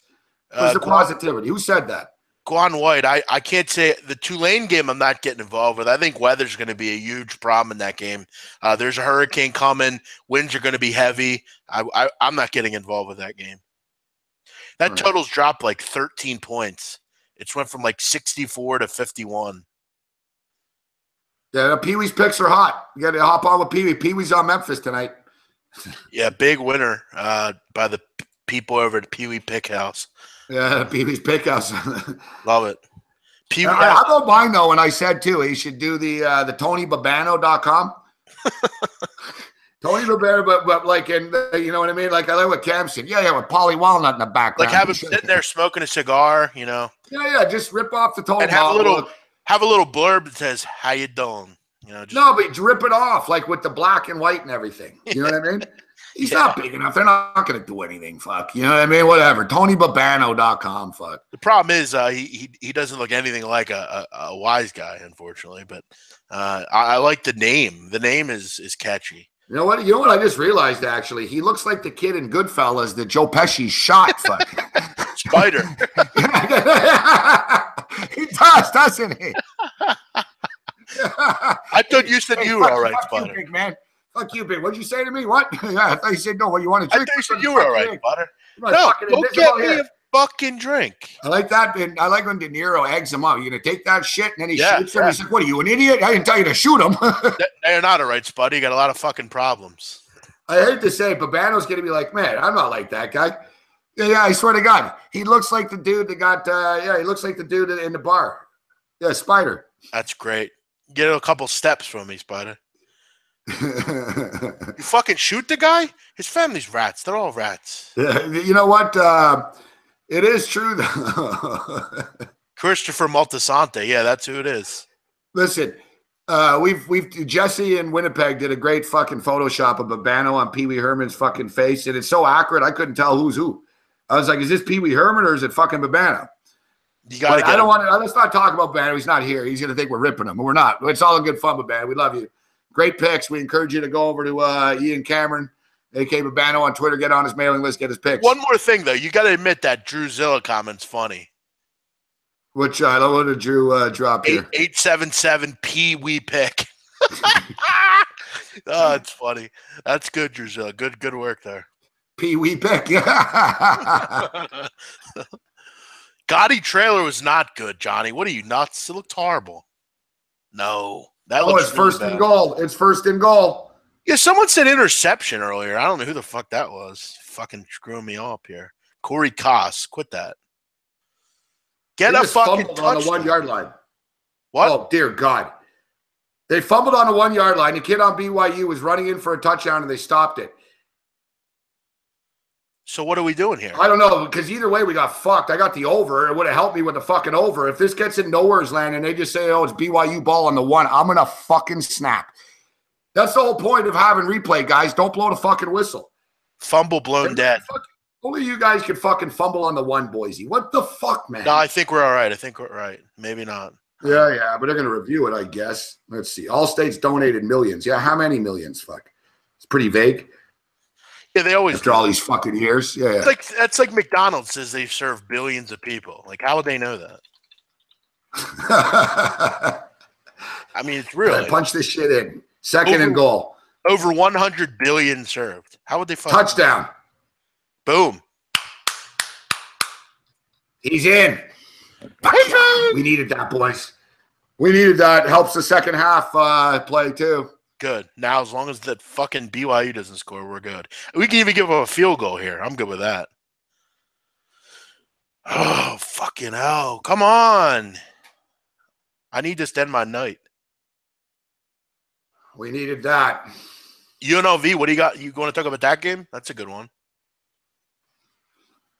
Okay, yeah, UNLV, good call. People ask you about Fresno State. Where's this one in the rotation? Fresno State and San Jose State. You know what? Babano, speaking of Pee Wee, I'm not kidding, guys. Pee Wee's Pick House is all over Fresno. And I saw Big Man jabbing him in the chat the other night about it. Well, he gave it out on the roundtable, I think. So yeah, he gave it out to me the other night, too, on this show. Fucking Pee Wee. What, you give the same picks to everyone, Pee Wee? What's up with that? I think he does. Fuck, yeah, he does. Pee Wee's like a new Teddy. He hangs on to his picks. There's 100 games. No. He made a decision. I'm only going to tell them Fresno. Every show I do, Fresno. That's it. That's the only one. I got to go, big man. I got to go right now. I got to go. I got to go. Show's over, guys. Show's over. Like, I almost want to text Teddy and ask him, what was that about, fuck? I think he was just having a bad day. I don't know. You know what? I got a fucking teammate on the Vegas Super Contest that's AWOL right now. Good point, Rocky Top Guy. Vols can't lose tomorrow. Good point. He's AWOL. Where's he at? Where the hell is he at? You gotta get our picks in. No shit. I'm just telling. Normally, I get the old. By now, it's 1 a.m, man. Why the hell didn't you ask me to be in a fucking contest? I would have been in one. I was in the Super Contest one time. I didn't meet you till 2 days after it started. Oh, true. Good point. I entered the Monday before we started the show. Got you. Yeah. Maybe next year we'll do a team. I've never seen Boardwalk Empire. That's one show I haven't seen. So Pee Wee's Pickhouse is on Fresno for the record in that game. Good pick though. Actually, UNLV and San Diego State. Now we get into the situation that happened in Las Vegas this past week. The Golden Knights get it done in their debut in a game in which the Dallas Stars were minus fucking 230 favorites. There's going to be a lot of emotion. This one's actually in Vegas. Thing is, UNLV aren't that good. And they're not really a massive part of the community, to be honest with you, the football team. They don't even really play in Vegas. They play in like the middle of the mountains on the top of a garbage dump. But it's an emotional, obviously. It's going to be people like to tie sports into this stuff. You saw the helmets that they're going to be wearing. They're wearing special helmets tomorrow night in which they're all black with a red ribbon and it just says Las Vegas on it. Very, very subtle, but it's nicely done. I don't know. I feel like a dick betting against them, actually. And it's down 8.5. So it looks like people are buying into the Vegas moment, so to speak, in this one, big man. San Diego State's just so much better than they are, though. What do you make of this one? And can we really sit here and cheer against fucking UNLV tomorrow? Yeah, no. I mean, you can. And I do want to make this clear. I think are a team that are going to get better and better over the season. I mean, I know they lost to Howard. I mean, I'm aware, but I think they're getting better. I think the coach is a good coach. And that's a good coach, Bishop Gorman. I lived there when he was the high school coach, yeah, Bishop Gorman. He's a good coach. I mean, they're actually a better run offense than San Diego State. There's going to be a lot of, San Diego State own the Mountain West, dude. Oh, I know. They fucking own them. That's the problem. They're like 18-2 in the last 20. I've been going back. I want to take UNLV just because I think it's a really good spot. It's a good, emotional thing. But like you said, I mean, I don't think any of these kids are directly affected. And if they were, it would concern me. At 8, this is I don't tease really ever, but I think teaser, this is a good play for San Diego State. I don't want to lay 8. And at 2, I'd be a lot more interested because I think this could be a, 31-24 type of game. And it'll be like one of those things where UNLV like loses with like a minute or 2 to go or something. Yeah, it's hard. I don't want to bet against. I'll let UNLV maybe I'll throw a little bit on their money line just in case. But I think if they're going to cover, they're probably just going to win. But you're right, Chris Edge. That's a good point. San Diego State just wears people down. I don't want to bet against Penny, so I'll probably just. You know what I was going to say? I bet you UNLV hang around, make some plays, look good, and then basically in the end, San Diego State end up winning by 14. But UNLV really, make the city proud type of thing. Listen. And another thing is too, we talk about this. This is a lot of fucking pressure on the kids on UNLV tomorrow. Because they're kids. Then they're not going to be at country music shows and shit. These guys are kids, but they're brought into this right now. You had the Golden Knights. The Golden Knights going to be a big thing. The first pro game in the city of Vegas happens this time. You know what I mean? But people tie this stuff into sports. Look at 9/11 with the Yankees and stuff, dude. People just do. They just do. They shouldn't, but they do. And I think it puts a lot of pressure on these kids on UNLV. Fuck Turner. Oh no, there's grounding warning track. I think there's a lot of pressure on these kids on UNLV, more so, and I don't know if it's a positive, to be honest with you. Yeah, speaking of that, I mean, are they ready for a situation like this? At the end of the day, Chris say? You're in San Diego. Like, how do you get in front of these guys? They dominate the fucking West. You can. I'll tell you what, Gabe. We talked about Navy earlier. If you're not comfortable laying 7.5, take it down to 1.5. Take San Diego State down to 2. I think that's a pretty good teaser. I don't bet teasers much, but I think that's a pretty good tease, honestly. And it's clear the public's buying into this UNLV stuff tomorrow. It's down 8.5. Why is it down 8.5? Yeah. Now come on, man. SDSU, they're like 19 or 20-2. What is it? They were 16-2 coming into the year, so they're 18-2 right now. 18-2 their last 20 games in the Mountain West, and they win by like 20 points a game. Fuck. Yeah, no, it's a tough one. I mean, the only real edge they have here is the fact that they're playing with, but I've seen the emotion thing go different ways, Gabe. I've seen it go good and I've seen it go bad. I mean, it doesn't always mean. I mean, some of these kids just might and they're kids. I understand in the pros, Brett Favre. I understand there's certain moments. I mean, look, Urgurth Urbina pitched a fucking World Series game while his mother was taken hostage. Fuck. Right? Like some of these guys have balls, fucking ice, man, in their veins. But, UNLV are kids. I think it's a lot of pressure. I don't like I said, I don't like picking on them and saying, I want to root against this in this situation. Right. But to me, San Diego State are an elite football team. They'll probably be playing in the Cotton Bowl this year. Yeah, they're the best group of 5 team. I agree. Or maybe South Florida, I guess, between the two of them, Yeah, I think they're the best, honestly. I really I think Navy will be around, teams like that, but San Diego State's solid, man. All right, dude. I cashed with Cal last week against the Ducks. They're getting 28.5 at up there in Washington, Seattle here. What do you make of this one, Pac-12 game? Yeah, 28.5 is a lot. Feels a little high, doesn't it? Yeah, especially for Cal. I mean, Cal's been hanging with everybody. Fuck. So explain this to me. They beat Montana 63-7. They beat Fresno 48-16. Excuse me. That's Washington. Cal. Cal opens up with that nice road win, 35-30. All right, they play a D2 school, 33-20. They win. They beat an SEC team outright, 27-16. Respectable 10-point loss, getting 16.5 against USC. Last week, they ended up losing to 17. It was a little bit frustrating, but they were in that football game. And now they're getting 28. So now you got Washington sort of turning it up a notch right now, but it's a lot of fucking points to lay, man. They beat the Beavers by 35, but this is a boatload to lay here against the Cal team that can score a little bit. And how do we not take the over of this football game? It's fucking 50-2, man. This is one that's flying under the radar, man. I'm pounding the over of this one. But explain to me why Washington State or Washington University was 28.5 point favorites against Oregon State, and they're 28.5 point favorites against Cal. Cal's a way better team than Oregon State. 4 touchdowns, that's a lot. Over 4 touchdowns. It's rare you have a 4-touchdown spread and a total so low, actually, too. Yeah, well, I mean, they're buying into Washington's defense. Washington's defense is really good.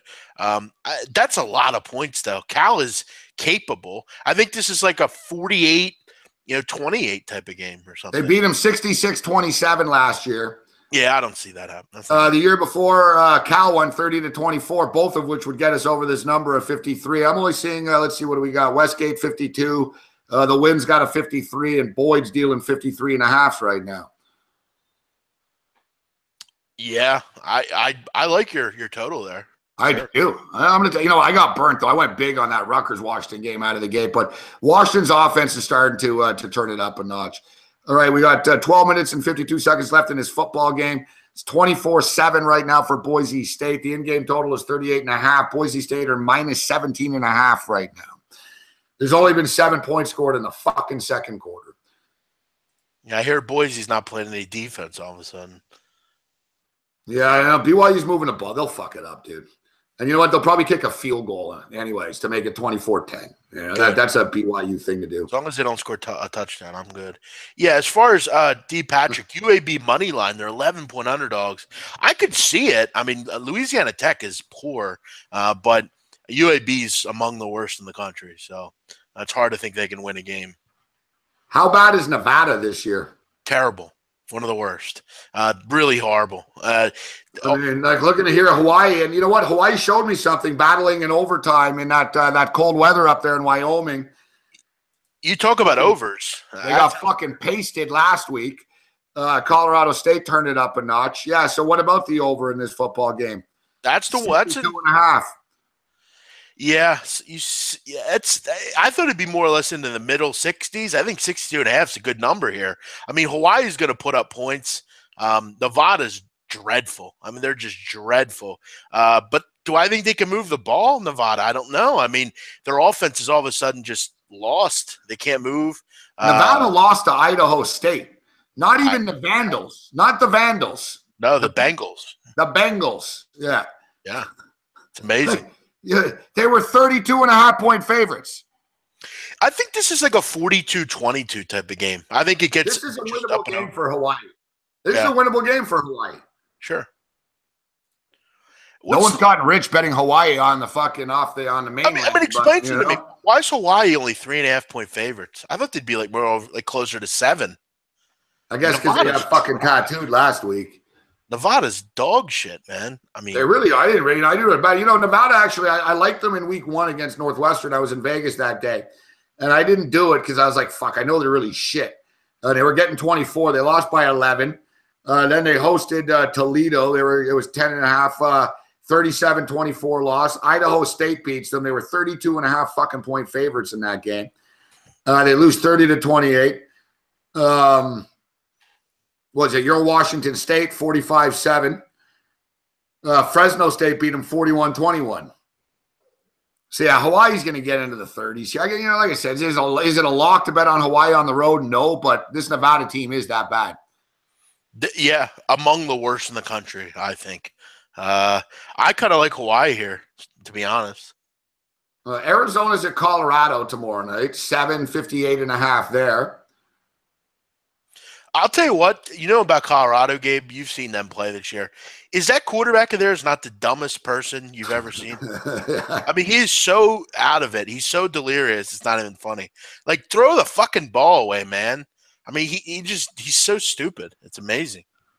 Well, we covered last week, though, at UCLA. Yeah, somehow. How the hell did that happen? This game stayed under the number, too. Come on, get a stop here, Boise. 4th and 1. Come on. My big 4th and 1 coming up here, boys, yeah. Do you know they're going to run? Come on. I swear to God, dude, it's taken BYU for yeah, forever. It's like an adventure, dude, to get a first down for them. Like, it really is. Yeah. They're bad right now, 4th. Let's get a stuff here, and then a Boise stuff it in. Oh, under pressure, going deep. He's not going to complete that. All right, we get the ball at midfield. Yes. What an odd play call. What the hell are you doing? 4th and 1, you haven't completed anything all night, and you have Mango going deep. Shit, man, that's amazing. What a weird play call. And these poor kids, they're all Mormons. They're not even drinking, and they have to watch this. Out of the timeout. Yeah, they actually just allowed soda at that campus, I've heard. Yeah, it's pretty bold of them, huh? They're allowing soda now before you had no caffeine allowed. I still remember when Brandon Davies, he played at BYU. He ended up playing for the Sixers for a little bit. He got in trouble there for violating the yeah. He had sex with him. Yeah. The kid Jamal Williams, too, did something there. Remember, he's on Green Bay now. Yeah, Jamal Williams, sure. And you know what? Jamal Williams not even a Mormon, and he went there. Like, why would you put yourself through that? Sure, agreed. Oh, look at it. The Mormons are leaving. See ya. Pretty weak, guys. You're only down by 17 with 11 minutes left. A lot of sex tonight. A lot of wives there. Well, that's the whole thing. What are they going to do? They're not going to drink. They're not going to get high. They're not going to have sex. They can't even have a Pepsi. They have sex there. That's such bullshit. Someone's asking, D. Patrick's asked about Missouri money line. Yeah, D. Patrick, you like these shitty underdog teams money line. Missouri money line. Fuck, who are they playing? Fucking, they playing Bishop Gorman? They're playing Don Bosco? I'm not even sure. Maybe give me Don Bosco plus the points. They actually play the Kansas City Little League team. They may win that game. But who's Mizzou? I ignored Mizzou. They played Kentucky on the road. Yeah, the way they play defense, I can't. There's no way in hell they win that game. Yeah, they can't play defense. They're terrible. Dreadful. I wouldn't bet that. It's 9 points. Fuck, I want to lay the 9, to be honest with you. As far as a money line, I'll pick one out for you. The money line I'd go with is New Mexico State. I think they can beat App State. I wouldn't be surprised to see that. How do we not lay the 9 here with Kentucky against Missouri? Seriously, what has Missouri done to justify this game? And I see the numbers come down. What have they done to justify being less than double digits? What, losing 51-14 to Auburn? Losing 35-3 to Purdue? They also give up 43 points. Losing 31-13 to South Carolina? Like, what justifies this staying within double digits here against Kentucky? Nothing. Mark Stoops is kind of an idiot, but that's about it. I don't disagree with you. They have a good quarterback, good running game, Kentucky. I could see it. I could see 34-21 or something. Sure. Boise State's moving the ball right now, except, they're just bleeding. They're running. I get it. Get a fucking touchdown. I'd like to see, though, BYU are shattered, guys. Give some confidence to Ripon here. I'm telling you, don't go so deep, but make it easier for Ripon.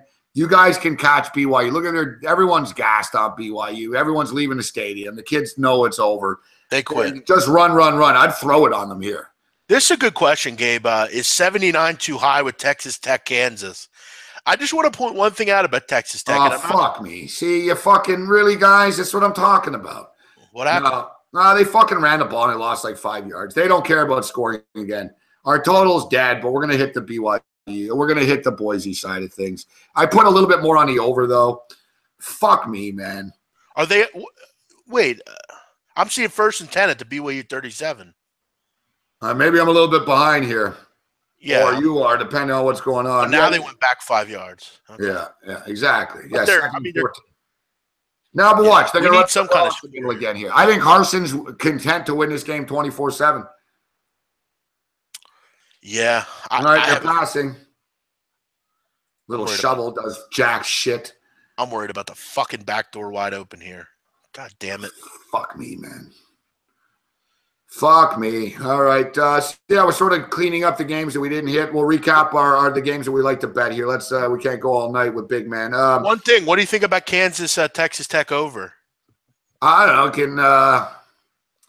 I don't like that.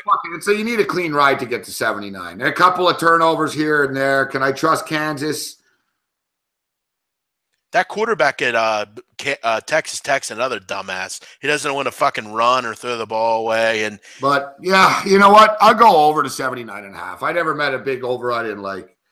Yeah, I'll stay. Kansas is scoring this year, right? So, watch. I'm just scared the second I do them, they'll get shut out. But they're putting points up, man. They've scored they've scored no less than 27 points in a game this year. The one concern I have for Texas Tech is in the second half of that game against Oklahoma State, one of the receivers went out for Texas Tech, and he's doubtful this week. Their receivers look lost without him in the game. He seemed to be the only one that knew how to run routes or anything like that. So I'm going to stay away because you need everything to go right. I'm in. I'm glad they pointed this one out. Like I said, I've been in so much NFL mode here. I haven't locked stuff in. I've sort of locked a few college games in that I like. I looked at sort of the bigger games, but I'm going to pull the trigger on the over on that one. I think it'll get there. The only thing is if Texas Tech's kicking the shit out of them, Clinsbury has run the ball a little bit this year, more than usual. And we saw in that Houston game. Yeah, they ran it a ton last week. Yeah, all right. So 4th and 5 here. Fuck. Are they going to kick a field goal here or what? I doubt it. They'll probably pussy out and fucking punt. Because if they kick a field goal, they go up 10-0 in the second half. A fucking touchdown. I don't think they can make a field goal from where they are. I mean, that's a 32, so it's a 49-yard. Yeah, you know what? He made a 46-yarder earlier, the kid. No, it was a chip shot. It was last night, the kid that made the – You're thinking of Buck Boy from last night. All right, big man. So before we let you out here, let me recap by the college games that we're going to bet, that I'm betting in the morning here. I'm going to step up with Syracuse at 12:30. I'm going to lay the field goal with the Cuse. I like the over of that game. I'm going to take a shot with Texas Tech and Kansas. That game will go over the number. That game's going to go over the number. I don't want to force things too early. We get into the 3:30. Me and Big Man disagree. I'm going with the Florida State Seminoles, man. Give me the points with the Noles, home dog. I'm going to take the Noles. I'm going to go over the 67.5 with West Virginia and TCU in that football game. Give me the Florida Gators against LSU. I like the Gators in that spot. I know Big Man likes the Trojans to destroy the Beavers. We get into the evening night action. I love the over that Alabama, Texas A&M. If I'm betting one game tomorrow, that would be my best bet. Alabama, Texas A&M over. Yeah, 40 or 50. Yeah, I'm actually going to get on that myself. That was a good one that you brought up there. I like that one. Hey, another thing, if you like Miami, and this is just a big if, bookmakers putting out 2.5 right now in that game. I just grabbed that 2.5 number there. So that's a big half a point there. possibly. So, yeah, I like that one. I like that over you just pointed out. I like USC. I also like Army minus 11.5. I like that. We didn't talk about that one, but I like it. I'm kind Hawaii, of Hawaii to beat Nevada. Yeah, I'm looking. Yeah, that's another one. I kind of like Arkansas minus a 2.5 against South Carolina, and I'll go one more here. So the quarterback Park, he didn't travel and shit. He's off the team. I don't know if he quit or something. Yeah, he quit. He wasn't good enough, I guess. Yeah. So what's the deal? So who's going to be coming in for this kid? Fuck. A little bit worrisome if we're going to be able to get to the total. He took a personal leave of absence, so he didn't quit. He took a leave of absence. Personal health issues, whatever that means. Sounds like an upcoming failed drug test to me. Could have cancer. That's pretty harsh. Fuck. I hope he doesn't. All right, his backup, Zeb Nolan and redshirt senior Kyle Kempt. Yeah, by the way, Zeb Nolan's a freshman, I do believe. So that could get ugly. Redshirt senior. And when you have a senior as your third stringer, that means he's not any good. If he's a senior and he's a third stringer at Iowa State, he's probably not any good. 6'2" Nolan, 3-star prospect. Missed his redshirt season, torn ACL. I gotta say, I think, and I'm just pointing this out, Gabe, I think Iowa State goes back to what they are usually, and I think Oklahoma absolutely hammers them personally. I don't see how after losing your quarterback. I mean, let me just say this again. They have a third-string senior quarterback. I mean, how bad is that guy? By the way, Boise goes for it and fucking doesn't get it. God damn. Fuck Mark Rippon. Brett Rippon's a loser, this kid. He really is a loser. He really so right.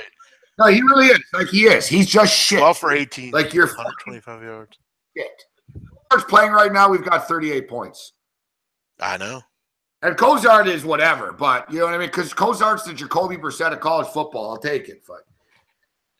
Fucking guys, man. Now we're gonna get backdoored here with some bullshit touchdown. Fucking bullshit, assholes. Man. Give me a fucking pick six or something. Come on. Fuck, pick six. Fumble it. They can't. Yeah.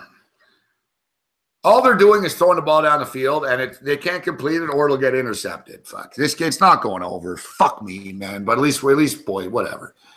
Whatever, man. Fuck. Brutal. Son of a fuck. You need one of those big touchdowns, punt returns or something. Well, one thing. You want me to do an Ed Orgeron impression to get you happy? Feel happy? I don't know if that is even going to do it right now. I could be worse, actually. I'm not going to cry. Yeah, bring it on. Yeah, we got to take a travel up to the Tallahassee town. We got to get away from the bayou. We got to take one for the team here. Yeah, it's working.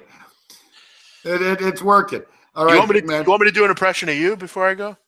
Yeah, I know. No, first, before you go to the NFL picks, we won't go through every game, but I'll see you tomorrow. But nevertheless, throw people an NFL bone here. We talked about the Arizona game. I'm taking the Arizona Cardinals plus the 6.5.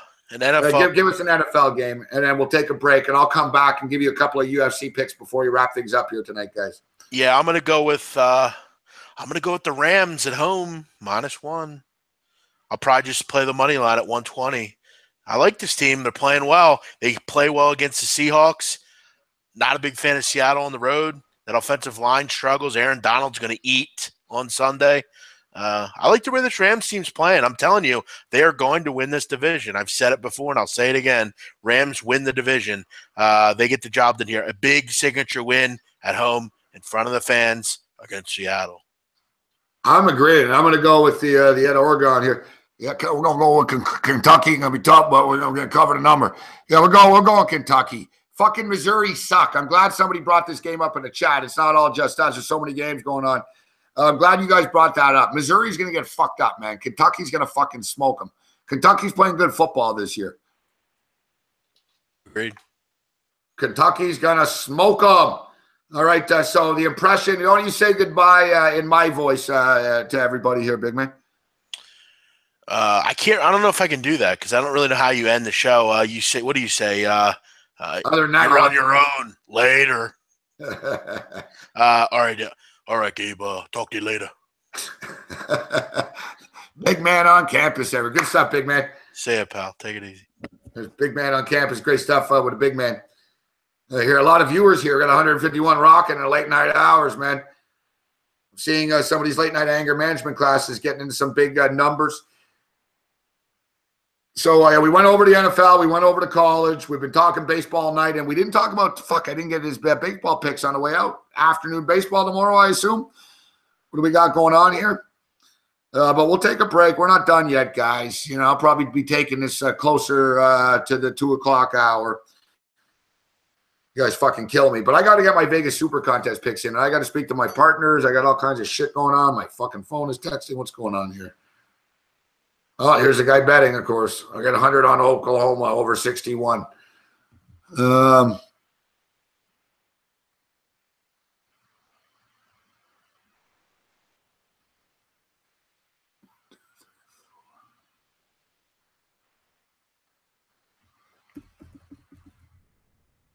right, Bradford's now playing, it looks like.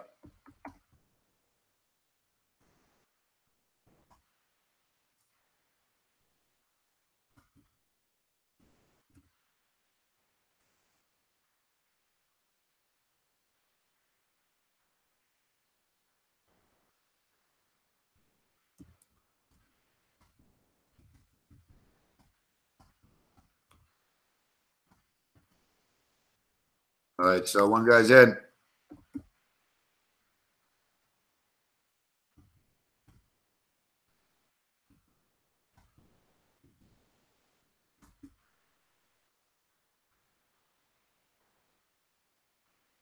My boy in Vegas / Denver. Houston Texans, Indianapolis Colts, Oakland Raiders, Detroit Lions, Buffalo Bills. Wow. It has, what the hell am I wearing an earpiece for? It has fucking either really good or really bad all over it. Like, I'm a Bills fan, and after Bills, I like the Lions. Like, you know, we're cousins, like we said. I lived in LA when the Raiders were there. I'm a Raider. Like, we're going down with teams that I know well that have disappointed me so much over the years.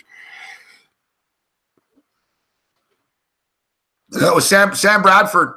Looks like Sam Bradford's going to be back for Minnesota.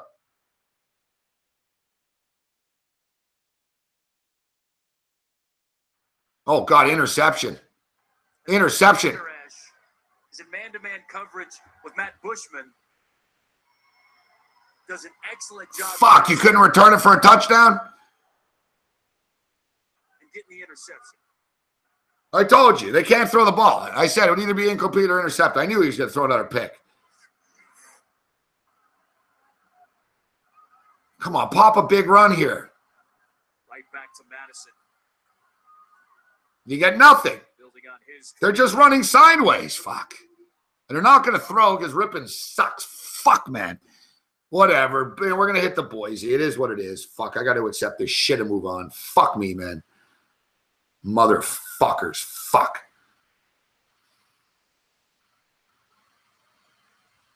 I'm going with Pittsburgh in Survivor, Kyle. Pittsburgh.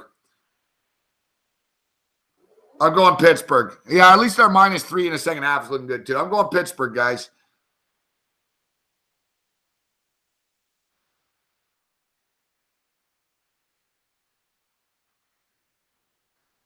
I think the Pittsburgh Steelers, that's a Survivor pick. A lot of people like Philadelphia as a Survivor pick. I think Arizona could beat them. All right, so yeah, we got UFC tomorrow night too, guys. So I know we got some MMA fans here. I'll throw you a couple of UFC picks. I want to take a look at the afternoon. What's the baseball lines for tomorrow? What do we got? We got evening baseball tomorrow. Cubs and Nationals. John Lester versus Gio Gonzalez. Who do you trust? Give me the Cubs. The Washington Nationals are chokers. John Lester pitches better in the playoffs. It's Lester time. This is what he's here for. Lester's a fucking stud, man. If there's a big game, you want your money on John Lester. What's John Lester's, let's see, what's his playoff? John Lester, 5-1 in September. He did give up a career worst 26 home runs. Listen, he's 9-7, but that doesn't really tell the true story. You know, Lester's pitching a lot of fucking big games. He gives you innings. That's why he's part of decisions. He's 9-7 with a 2.63 earned run average and 22 career postseason appearances.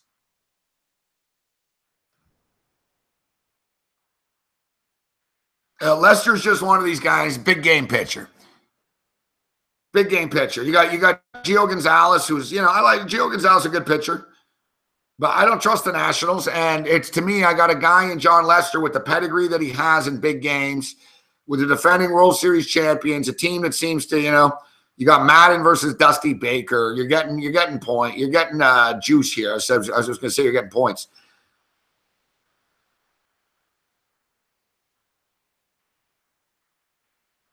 I'm seeing I see the number here of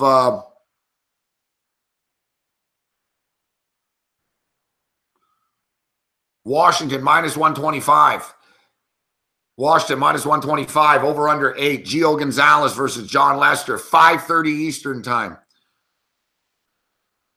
And then tomorrow night, there's no line yet because they're still playing right now, but it's going to be a big line. Robbie Ray goes for the D-backs against the Dodgers. Dodgers, what does have to run line? We should have run line this game. I'm pissed off that we fucking lost that hockey game, but I do have a parlay with the Dodgers. I have a bunch of Dodgers shit, but still, fuck.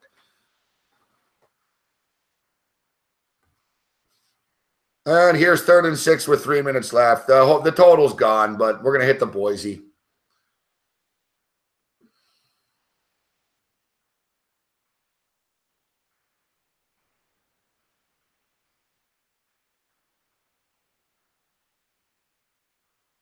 It is what it is.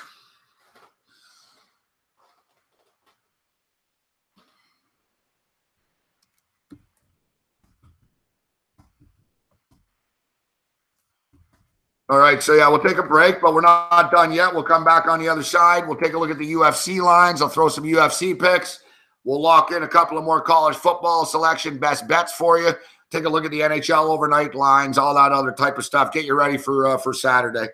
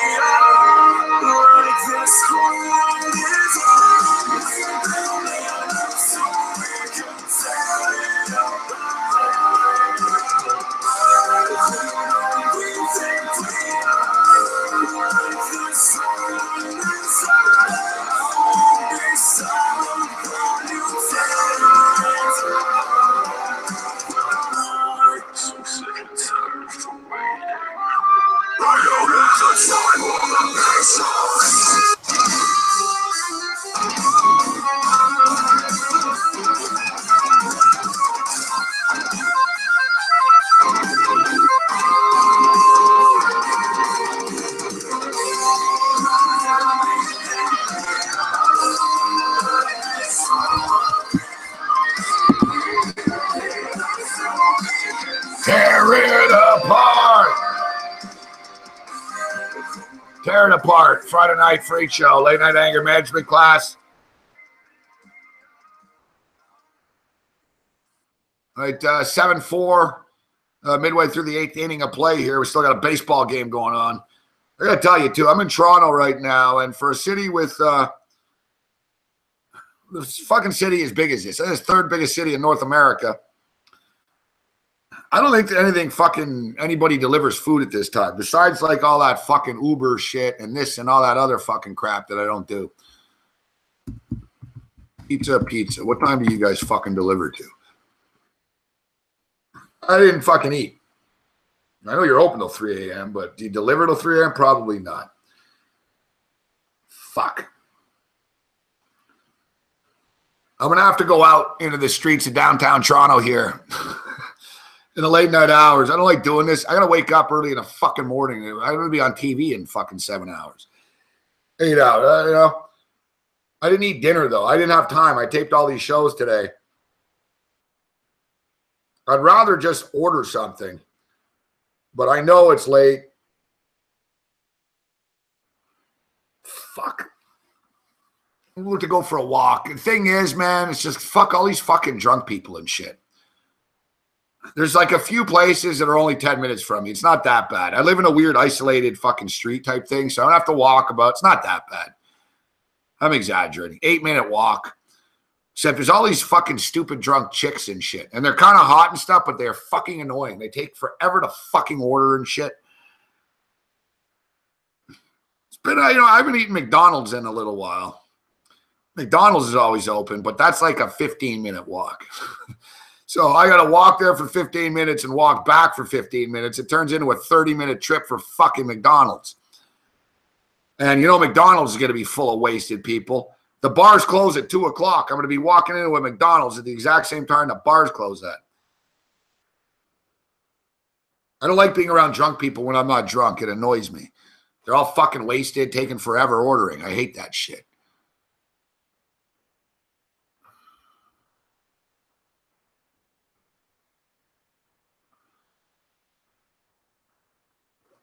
I appreciate somebody that offered us the kind words on our fantasy hockey team. I'm going to get in some degenerate action here. I got a Tim and Sid out. I don't need to see these two guys.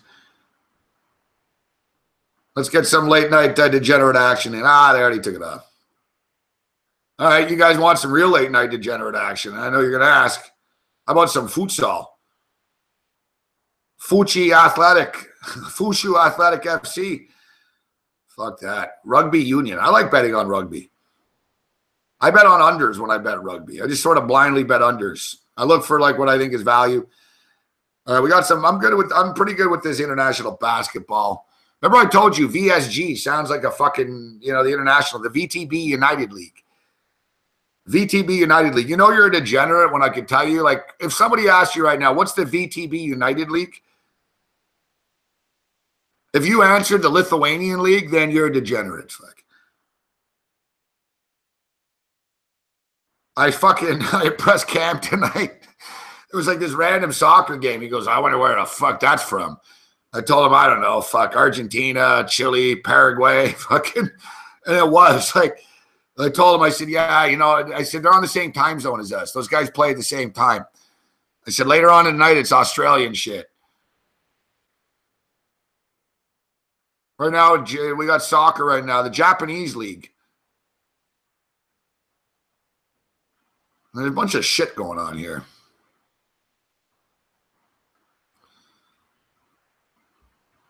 All right, let's talk some UFC. Tony Ferguson and Kevin Lee. Tony Ferguson's up to minus 250 right now. I think Ferguson probably wins, but I don't think you can lay minus 250 here. Kevin Lee's a dangerous fighter. Ferguson is very hittable. Ferguson finds himself getting in these brawls and shit like that. He's got a big ego. And I think his ego could get in the way here a little bit. Be careful with the Ferguson pick. It's no lock. For minus 250 favor here, he's no lock. He's fought tougher competition. He's older, yes. The thing is, Kevin Lee's only 24 years old. I'm a little bit concerned about that it's just not his time yet. So Ferguson's going to win the fight, but be careful with it. And if Ferguson wins, he's not going to knock him out. He's not going to knock him out. Ferguson will mix it up and shit. Long story short, the total is 2.5. Fuck, you can get 1.5 minus 225. It's not going to be a knockout. Tony Ferguson isn't knocking out Kevin Lee. And Kevin Lee could knock out fucking Ferguson, but Ferguson is a better, smarter fighter. So he's aware of that. So he's going to be a little bit cautious. Ferguson doesn't want to get into a fucking brawl. It's a very interesting dynamic fight because Kevin Lee wants to wrestle, but at the same point in time, he's got to get in close. And Ferguson Ferguson's a lanky guy and he uses his reach well and shit. It's a really interesting fight, actually. Very interesting fight, but I think it goes over. It's a championship fight. It's 5 rounds. It's not a 3-rounder. It's a championship fight. It's a 5-round fight. No one wants to do anything fucking stupid in the first 10 seconds of this thing. Yeah, and Ferguson is prone to getting into brawls, but I think he understands that Kevin Lee's got a fucking heavy ass some heavy ass power. I think we get there. If you're into laying a little bit of juice, minus 225 over 1.5. But I think I'm gonna go the 2.5, minus 125 over 2.5. I think there's a little bit of a rush here that people think it's going to be a quicker fight than it is going to be.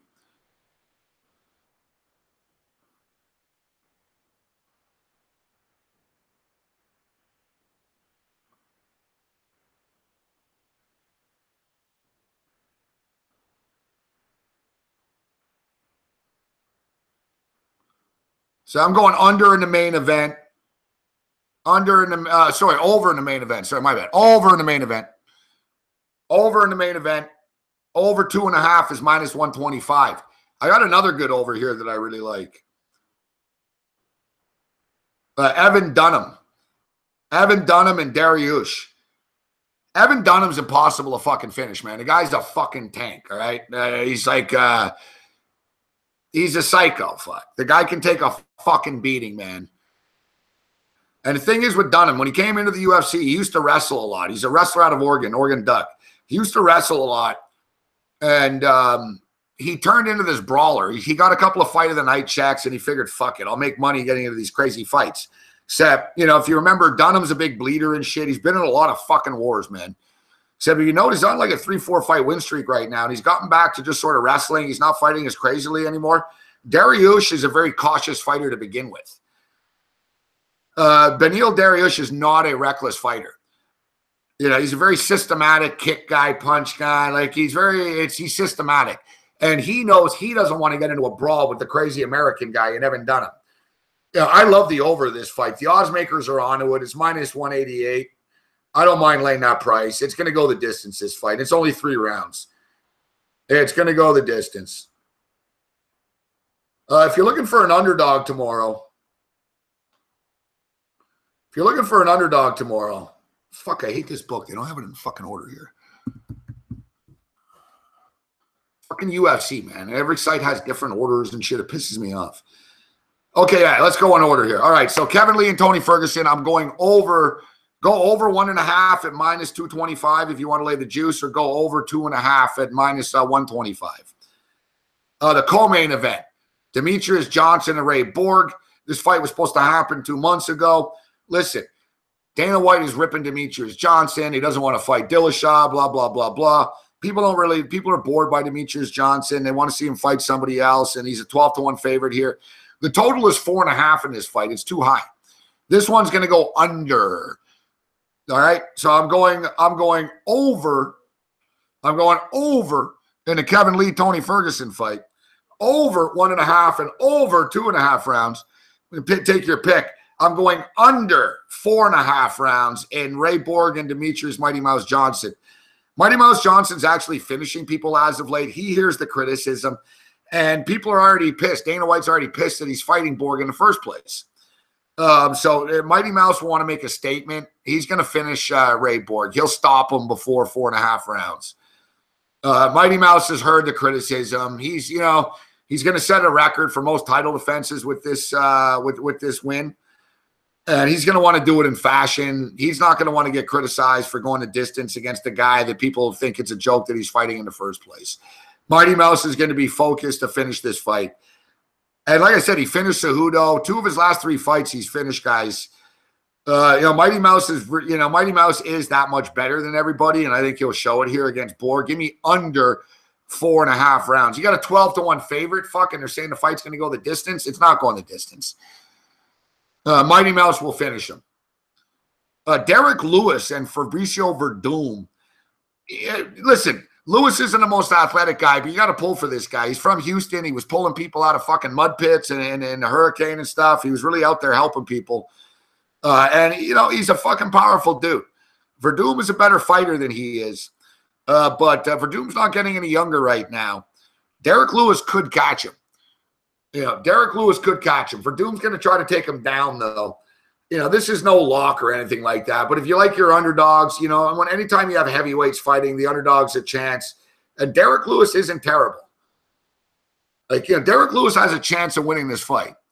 And you get him at plus 200. I mentioned Dariush and Dunham. I would say Dunham's a live, Dunham's a live dog. He could take him down. I like the over better than a side here, but I think Dunham is a little bit of a live dog. Bobby Green's a buddy of mine. He's been on my show a lot over the years. But Lando Venata is a fucking killer, this kid. Lando Venata is one of the more underrated fighters in the UFC. He's minus 210 for a reason. The odds makers are on to that. Lando Venata is going to beat Bobby Green.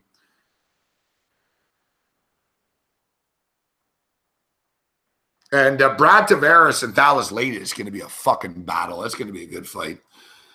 All right, so my UFC, and like I said, tomorrow I'll have more. Check out my website, sportsrage.org. So Kevin Lee, main event against Tony Ferguson. I'm going over 1.5. It's minus 225. You can put it in a parlay or something. But I'm going to bet the over 2.5 as well. Demetrius Johnson and Ray Borg. Give me the under 4.5 rounds. Derek Lewis and Fabricio Verdum. I'm going to take a small shot on the underdog at plus 200 and Derek Lewis. Beneil Dariush and Evan Dunham. I think Dunham's got a shot of winning this fight. Small play, minus plus 180. I'm going to go bigger on the over 2.5. I think that fight will go the distance. Lando Venata is going to beat Bobby Green. Bobby Green talks a lot, but he doesn't throw a lot. Lando Venata is going to beat him. That's a good play right there. Lando Venata minus 210. So those are my top UFC picks. I'll have more tomorrow, but as if those are the ones that I really like. I really like the over in the Lee Ferguson fight. I really like the under in the Demetrius Johnson Ray Borg fight. I really like the over in the Dariush Dunham fight, and I'll take a shot with a couple of little dogs here with Derek Lewis plus 205, Evan Dunham plus 180, and my big bet, it's minus 200. I'll probably put it with a college football game or something like that, but I don't even mind. You put 400 to win 200 on Lando Venata. It'll probably go up, though, instead of down. So if you're going to bet Venata, probably bet this now.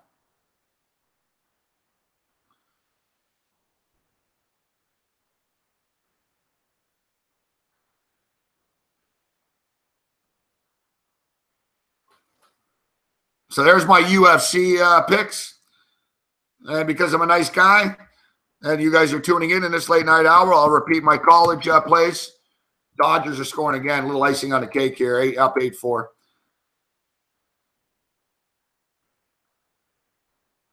And I will be on the Dish Network tomorrow morning in the Fantasy Sports Television and Radio Network at 10:30 in the morning, 10:39 and 11:39 Eastern with my college. I'm going to narrow down my college football best bets. And if you guys miss me so much, on Saturday nights, I'm on Patreon. Before I was doing the show here, I was doing it privately. And, I was basically able to blaze weed and fucking yell and scream, and I didn't have to worry about talking about conspiracies and pissing people off because people were paying to watch the show and they knew what they were getting. But now we share it with everybody here at SBR. But on Saturday nights, I have my own little Saturday night party, and I think I'm going to drink tomorrow night too. So we have our own little Saturday night party. It's on Patreon. Just go to patreon.com/sportsrage. It's $5 a week. I do a Saturday night show that goes like 6 hours, usually 5 hours, and if not longer. And I do a quick Sunday morning hit before I join Donnie and the boys here. Sunday mornings. Or you can go to my Twitter and you can see the links and shit. But yeah, if you guys on Saturday night, what's Morency up to? I'm kicking it live just like this, except it's even more uncensored and shit. Big Man on Campus has been checking in on this show. And yeah, well, so we'll be on tomorrow night. My super contest picks, they're not in yet, Republic Sunshine. I got to do this right now.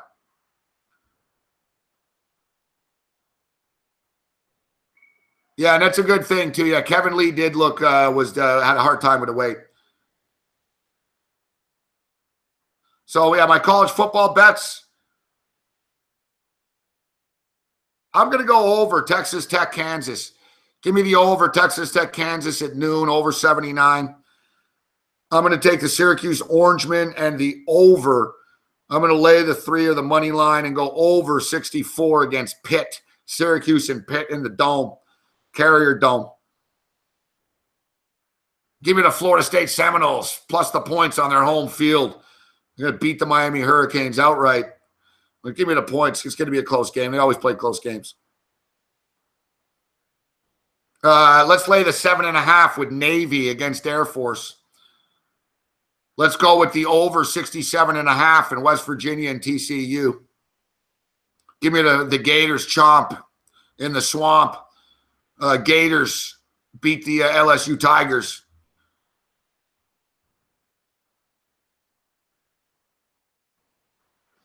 Best bet tomorrow night. This is the one we put a nickel or a dime. Alabama, Texas A&M, over 55. Bet it now. It's going to go up. It was 58.5 and it came down. It's going to go back up because smart guys are going to start betting on the over.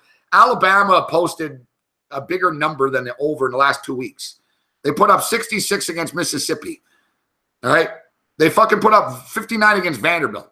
Texas A&M's defense is worse than those defenses. Texas A&M defense is terrible. Like, Alabama's going to score 45, 47. The total's fucking 55. 47-20, 48-17, 55 fucking 21. Alabama's going to fuck them up, and it's going to go over the number. Best bet over the 55. You know what? I'm laying the points with Kentucky. Fuck. I'm glad someone in the chat brought this game up. Missouri, you're fucking terrible. You leave money on the table, dude, if you don't bet against these guys. They're putrid. Fucking Purdue beat them by fucking 30 on their home field. This is a spot for Kentucky to flex their muscles a little bit. 4-1. They're going to be 5-1. They're going to win by double digits. Michigan Wolverines. It's not going to be easy, but they're going to pull away and they're going to end up covering. We're going to lay the 10 with the Michigan Wolverines tomorrow night. Give me the I'm going to go with the Washington State Cougars tomorrow night. I'm not playing a third-string fucking quarterback with the Ducks there. Hawaii beats Nevada tomorrow night.